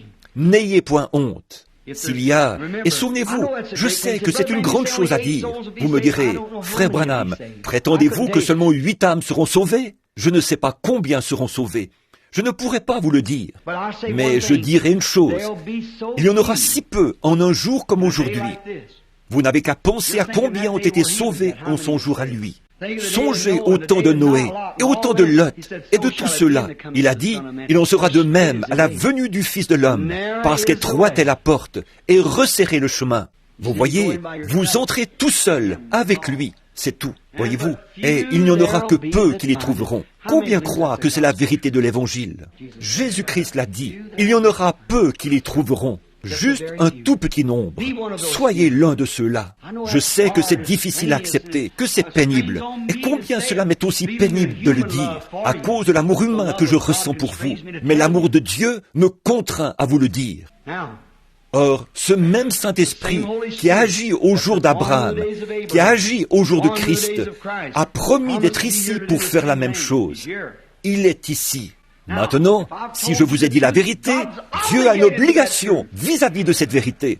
Si je ne tiens pas parole, je ne suis pas un homme de parole. Si vous ne tenez pas parole, vous n'êtes pas un homme de parole. Maintenant, il se pourrait que je vous promette quelque chose et que je ne puisse pas le faire. Mais je viendrai vous le dire. Si je vous dois quelque chose et que je me cache, je suis un hypocrite. Si je viens vous dire, j'ai une dette envers vous, et je ne peux pas vous payer, mais je ferai de mon mieux, alors vous me pardonnerez et vous m'aiderez. Vous voyez, nous sommes tous redevables à Dieu. Nous lui devons nos vies. Soyons honnêtes à ce sujet. N'ayez pas peur de dire, ne dites pas, eh bien, écoutez, moi, je suis presbytérien, je suis méthodiste, je suis pentecôtiste, je suis de l'Église de Dieu, je suis nazaréen, je suis pèlerin de la sainteté. Ne raisonnez pas comme ça. Il y en aura des millions de ceux-là en enfer. Soyez un chrétien en Christ. Combien sont prêts à dire, frère Branham, souvenez-vous de moi en prière maintenant, je veux l'élever. Que Dieu vous bénisse. Seigneur, tu vois leurs mains. C'est maintenant l'heure. Le glorieux Saint-Esprit a amené le silence dans ce bâtiment ce matin. Je sens ta présence. Je sais que tu es ici pour honorer ta parole. Moi, l'Éternel, j'ai planté, et je l'arroserai jour et nuit, de peur qu'on ne l'arrache de ma main. Tu as envoyé ta parole dans un but, et elle devra l'atteindre, Seigneur. L'Écriture dit que tu es le même hier, aujourd'hui et pour toujours. Ils n'arrivaient pas à croire, les gens de ton temps n'arrivaient pas à croire que le Saint-Esprit était en toi. Et tu te faisais Dieu, toi qui étais un homme. Tu étais le Fils de Dieu, né d'une vierge, venu sur la terre pour nous racheter de nos péchés. Et voyant l'Esprit de Dieu en toi, ils ont essayé d'en faire autre chose. Et Seigneur, tu leur as dit, ce n'est pas moi qui fais les œuvres, mais mon Père qui demeure en moi. C'est lui qui fait les œuvres. Vous qui appelez Abraham votre père, Abraham a vu mon jour. Bien sûr qu'il l'a vu. Quand il se tenait près de lui, il a vu accomplir ses œuvres, ce signe. Il a vu mon jour et il s'est réjoui. Il a dit, vous êtes dans l'erreur, parce que vous ne comprenez ni l'Écriture, ni la puissance de Dieu. Il ne comprenait pas que Dieu ait pu couvrir une vierge de son ombre et produire un fils par une naissance virginale et habiter dans la plénitude de sa puissance dans ce seul homme. Et qu'il puisse, par ce même sang, pris de ce corps qu'il a offert en sacrifice, sanctifier un peuple dans lequel il puisse vivre et poursuivre son œuvre jusqu'à la consommation finale. Ô Dieu, réveille les gens afin qu'ils voient cela. Accorde-le. Sauve tous ceux qui ont levé les mains. Purifie leur cœur. Seigneur, mes mains aussi sont levées. Purifie-moi, ô Seigneur. Ceci est une maison de correction. C'est un endroit où nous devrions être lavés. Laisse le Saint-Esprit nous laver ce matin et nous purifier de la corruption. Nous prions, Seigneur, qu'il n'y ait pas une seule personne qui quitte cet endroit sans avoir été remplie de ton esprit. Peut-être n'y aura-t-il aucune émotion extérieure lorsque cela se produira. Mais Seigneur, pénètre à l'intérieur, enlève la coquille et montre-nous ce que nous sommes, Seigneur.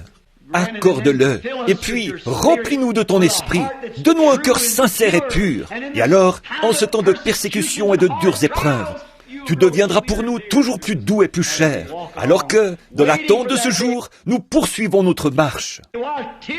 Les larmes coulant le long de nos joues à cause des péchés de la ville. Puisse le Saint-Esprit poser son regard sur nous et dire, « En voici un que je peux marquer. Il m'appartient, elle m'appartient. » Accorde-le, Seigneur. Puisse cela se trouver parmi nous aujourd'hui. Nous le demandons au nom de Jésus. Amen.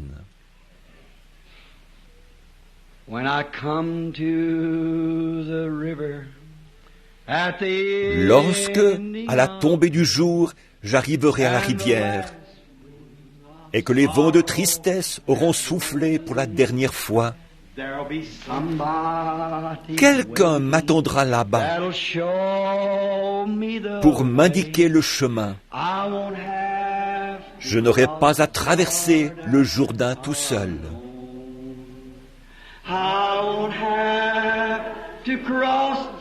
Je n'aurai pas à traverser le Jourdain tout seul. Jésus est mort pour expier tous mes péchés. Lorsque je verrai paraître l'obscurité, il m'attendra. Je n'aurai pas à traverser le Jourdain tout seul. Je désire le connaître maintenant. Prends ma main, précieux Seigneur. Conduis mes pas. Permets que je tienne bon. Permets que je tienne ferme ici, Seigneur, contre tout ce qui s'appelle le mal, contre toute apparence de mal. Peu m'importe ce qu'on peut en dire. Seigneur, permets que je tienne bon. Après avoir fait tout ce que je peux, aide-moi à tenir bon. Prends ma main et fais-moi traverser, Seigneur. Fais quelque chose. Fais en sorte que je tienne ferme. Quand ces choses se présenteront, les trésors de ce monde, tout son éclat et sa gloire, rends mes yeux aveugles à cela. Fais en sorte que je ne vois que lui qui est mort pour moi. Si cela doit me coûter tous les amis que je possède, si cela doit me coûter tout ce que je possède, cela n'a aucune importance. Je dépose tout cela sur l'autel. C'est ça. Fais en sorte que je demeure fidèle. Et un jour, lorsque le dernier souffle passera sur mon visage, que je saurai que mon cœur est en train de lâcher et que mes jours sont finis, que mon temps est terminé et que ma carte est retirée du fichier. Je ne veux pas traverser le Jourdain tout seul. Il sera là. Oui, quand je verrai paraître l'obscurité, il m'attendra là. Je n'aurai pas à traverser le Jourdain tout seul. Si je prends position pour lui maintenant, lui prendra position pour moi alors. Je vivrai donc pour lui qui est mort pour moi. Combien heureuse alors sera ma vie. C'est ainsi que je veux tenir. Il doit y avoir des malades ici. A-t-il distribué des cartes? J'ai oublié. Ont-ils distribué des cartes? Des cartes ont-elles été distribuées? Quelqu'un a-t-il une carte de prière? Non? Je suis en train d'attendre le Saint-Esprit. Si vous voulez croire, simplement, ayez seulement la foi, ne doutez pas. Si Dieu me révèle vos problèmes, quels qu'ils soient, je n'en sais rien. Si vous levez la main, vous ne me connaissez pas et je ne vous connais pas. Alors, si Dieu le révèle, croirez-vous qu'il s'agit là du même ange qui a porté le message juste avant la destruction là-bas, que ce même ange est en train de l'apporter maintenant, avant une autre destruction? Le croirez-vous? Si oui, levez la main. Très bien, très bien. Puisse le Seigneur l'accorder. Il est assis près de moi. Il y a quelqu'un d'autre assis près de moi. C'est Madame Snyder ou Madame Murphy ici. Elle s'appelle ainsi. Assis juste ici. Je les connais. Je ne connais pas cet homme-ci. Il m'est inconnu. Mais Dieu le connaît. Si Dieu le révèle maintenant, combien ici savent que ce n'est pas... Ne faites pas attention à moi. Moi, je ne suis qu'un pequeneau des collines du Kentucky, rien de plus. C'est tout juste si j'ai assez d'instructions pour écrire mon nom. Mais il y a une chose que je sais, c'est que je le connais, lui, et c'est tout ce qui m'intéresse. Maintenant, ne faites pas attention à ma grammaire. Peut-être pensez-vous que mon sermon de ce matin était tout à côté, mais alignez-le donc avec la Bible une fois. Et voyez, si vous ne tombez pas en plein dans le mille, regardez, si vous ne voyez pas la cible lorsque vous dirigez votre lunette de visée là-dessus, ne l'alignez pas sur vos propres pensées, mais alignez-le sur ce qu'il a dit. Étroite est la porte, resserrez le chemin, et il y en aura peu qui l'y trouveront. Car spacieux est le chemin qui mène à la perdition, large est la porte, et il y en a beaucoup qui entreront par là. Des millions de millions entreront par là. 1 sur 1 million, ça équivaudra probablement à ça. Vous y voilà, c'est ce qu'il a dit. Il n'a jamais donné ce chiffre-là. Seulement il a dit, ce qui arriva du temps de Noé, 8 âmes. Ce qui arriva du temps de Sodome, 3. Sur l'ensemble, 3 ont été sauvés par le feu. Il en sera de même. Maintenant, s'il y a ici quelqu'un qui est vraiment spirituel, j'aimerais que vous regardiez cet homme assis ici. Il ne me lâche pas des yeux. Il a levé la main. Je ne le connais pas. Je ne l'ai jamais vu. Et je ne sais rien à son sujet. Il est simplement assis là, en train de me regarder. Seulement, voyez-vous, il est en train d'établir le contact. Il prie. C'est exact.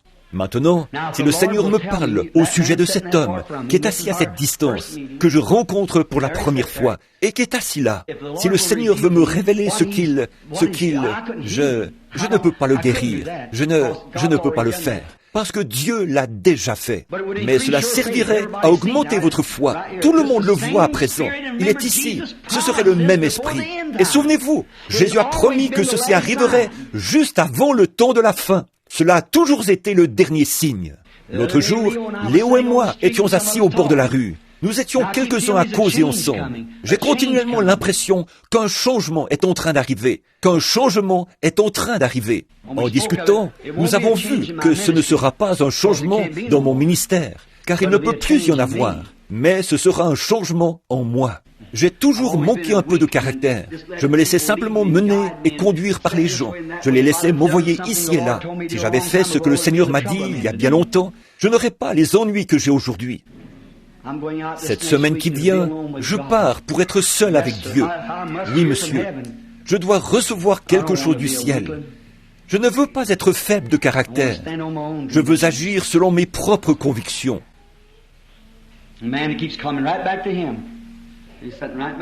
Cet homme, cela revient toujours vers lui, parce que cet homme-là croit, il croit vraiment. J'ai beau regarder partout dans l'auditoire, cela revient constamment sur cet homme. Il a un besoin, il a un fardeau, mais ce fardeau qu'il a concerne quelqu'un d'autre. C'est exact. Vous êtes en train de prier pour quelqu'un d'autre. Vous avez quelqu'un à cœur, c'est vrai, n'est-ce pas? Il s'agit d'un ami. Si je vous dis ce qui ne va pas avec cet ami, croirez-vous que je suis le serviteur de Dieu? C'est un problème d'alcoolisme. C'est cela. Si c'est juste, levez la main. Croyez-vous? Quelqu'un de ce côté-ci a levé la main. Une femme. Quelqu'un. Oui.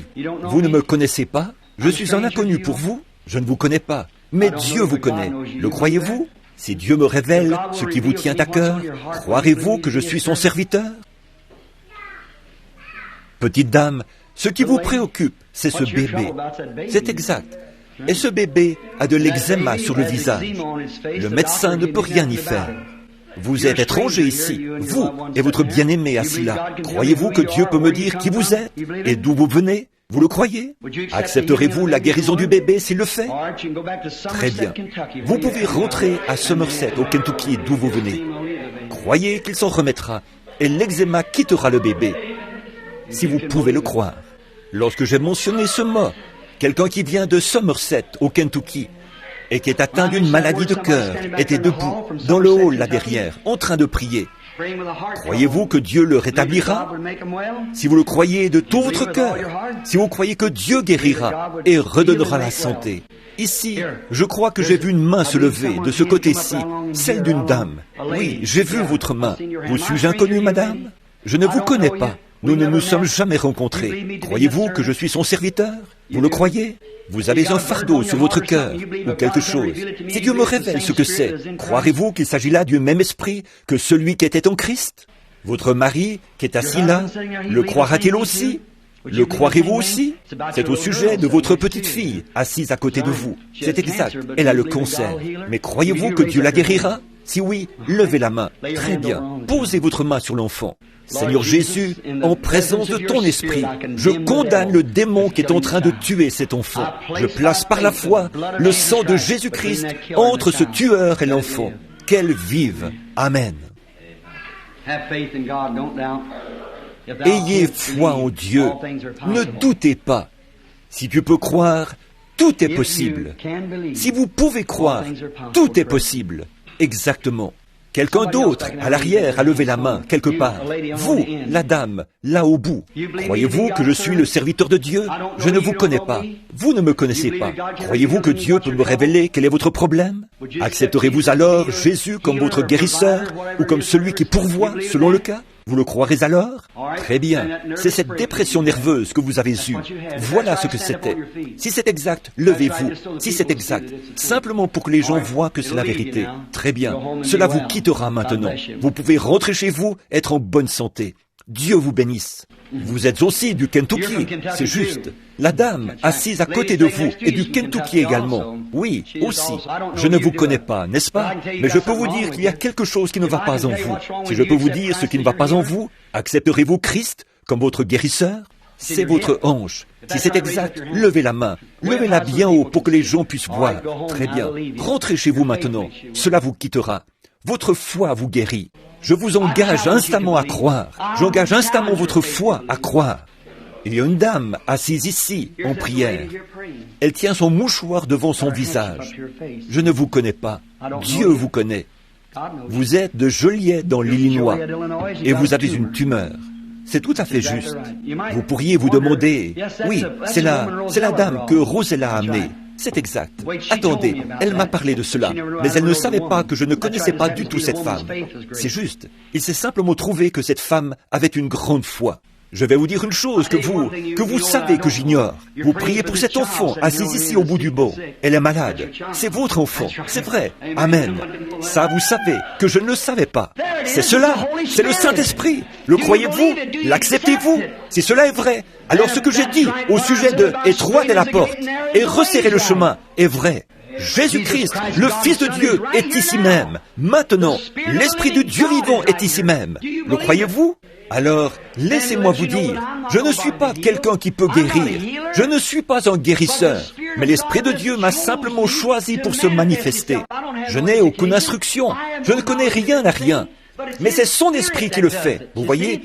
Il veut que vous sachiez que je vous ai dit la vérité. Voici la vérité.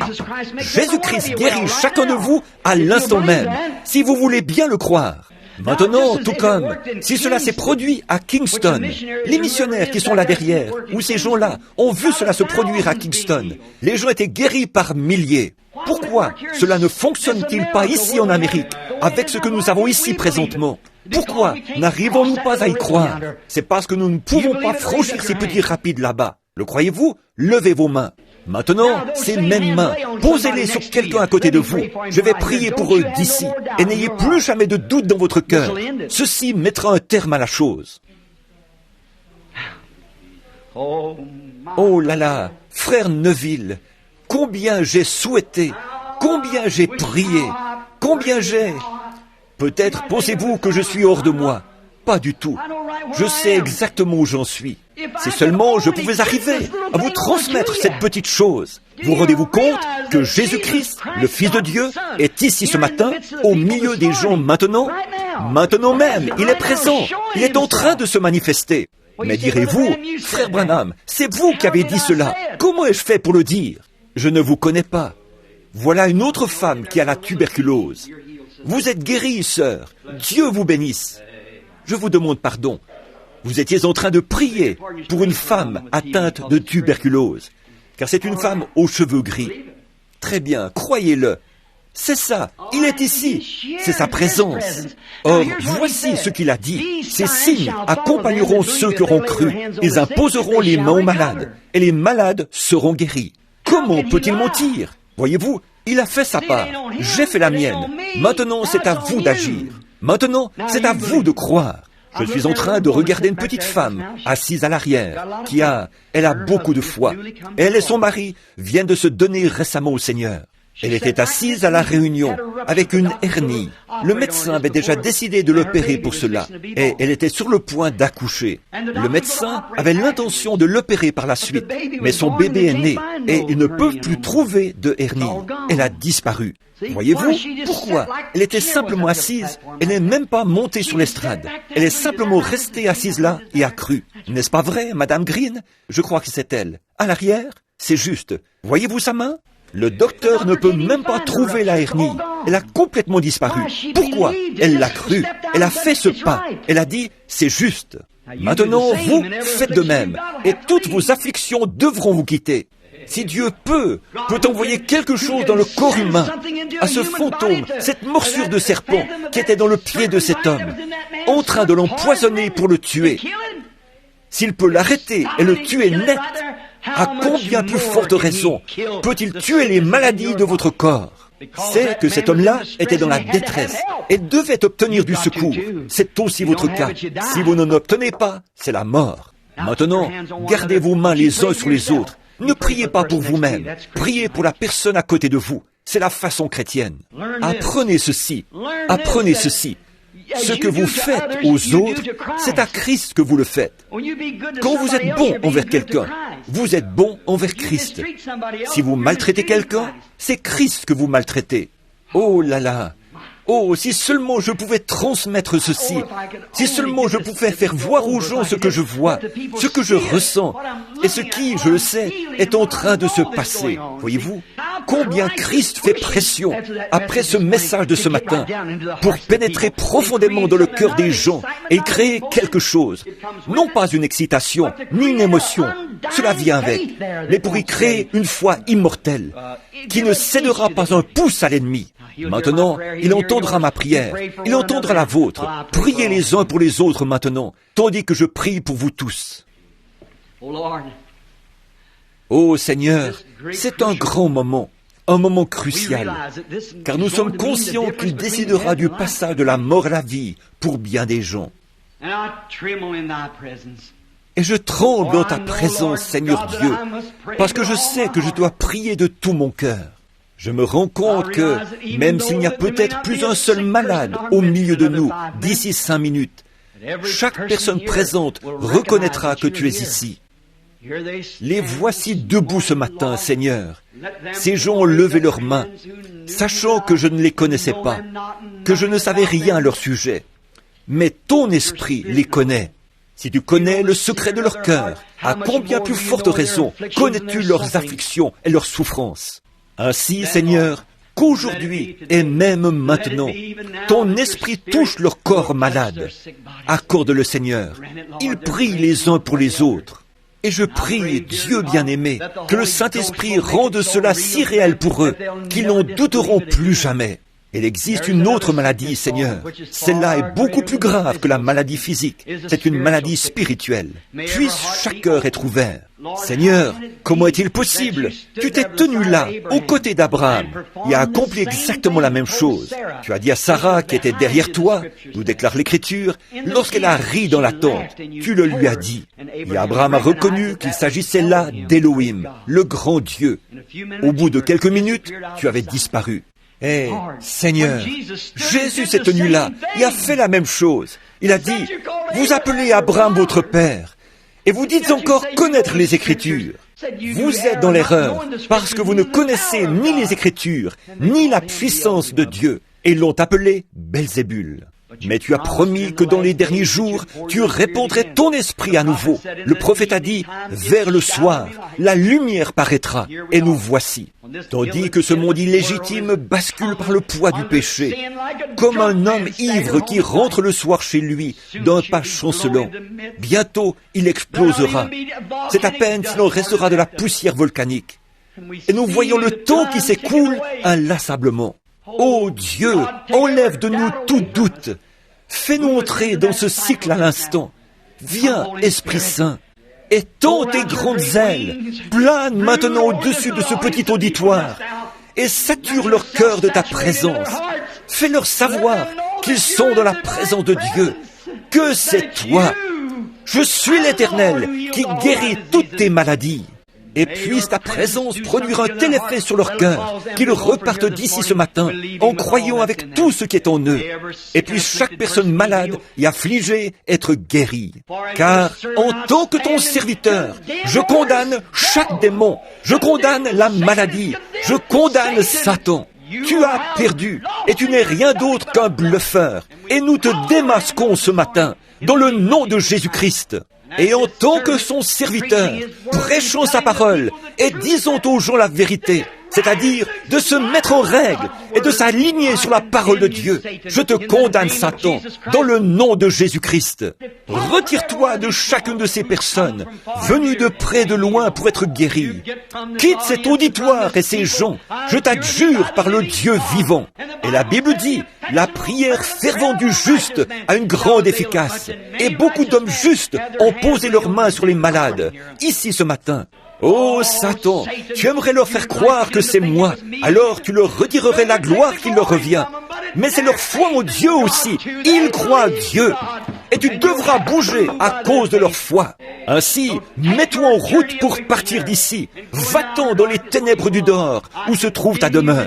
Je te condamne dans le nom de Jésus-Christ, par l'autorité de la Bible de Dieu et de ma commission donnée par un ange. Maintenant, va-t'en dans le nom de Jésus-Christ et rends-leur la liberté. Amen. Croyez-vous de tout votre cœur que vous êtes guéris? Levez la main et dites, j'accepte maintenant Jésus-Christ comme mon guérisseur. Toutes les ombres ont disparu de moi. Je l'accepte maintenant dans la plénitude de sa puissance, dans la béatitude de sa présence. Je l'accepte.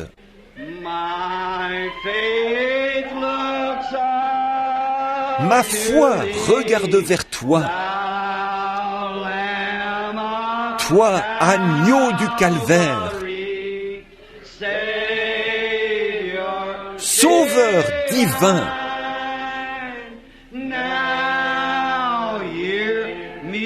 écoute maintenant ma prière. Enlève tous mes péchés. Que je ne m'égare plus jamais loin de toi. Maintenant, levons nos mains vers lui avec beaucoup de douceur. Comme je marche dans le sombre labyrinthe de la vie et que les chagrins autour de moi se multiplient, toi, sois mon guide, ô Dieu. Ordonne que les ténèbres se changent en jour. Essuie les larmes de tristesse. Que je ne m'égare plus jamais loin de toi.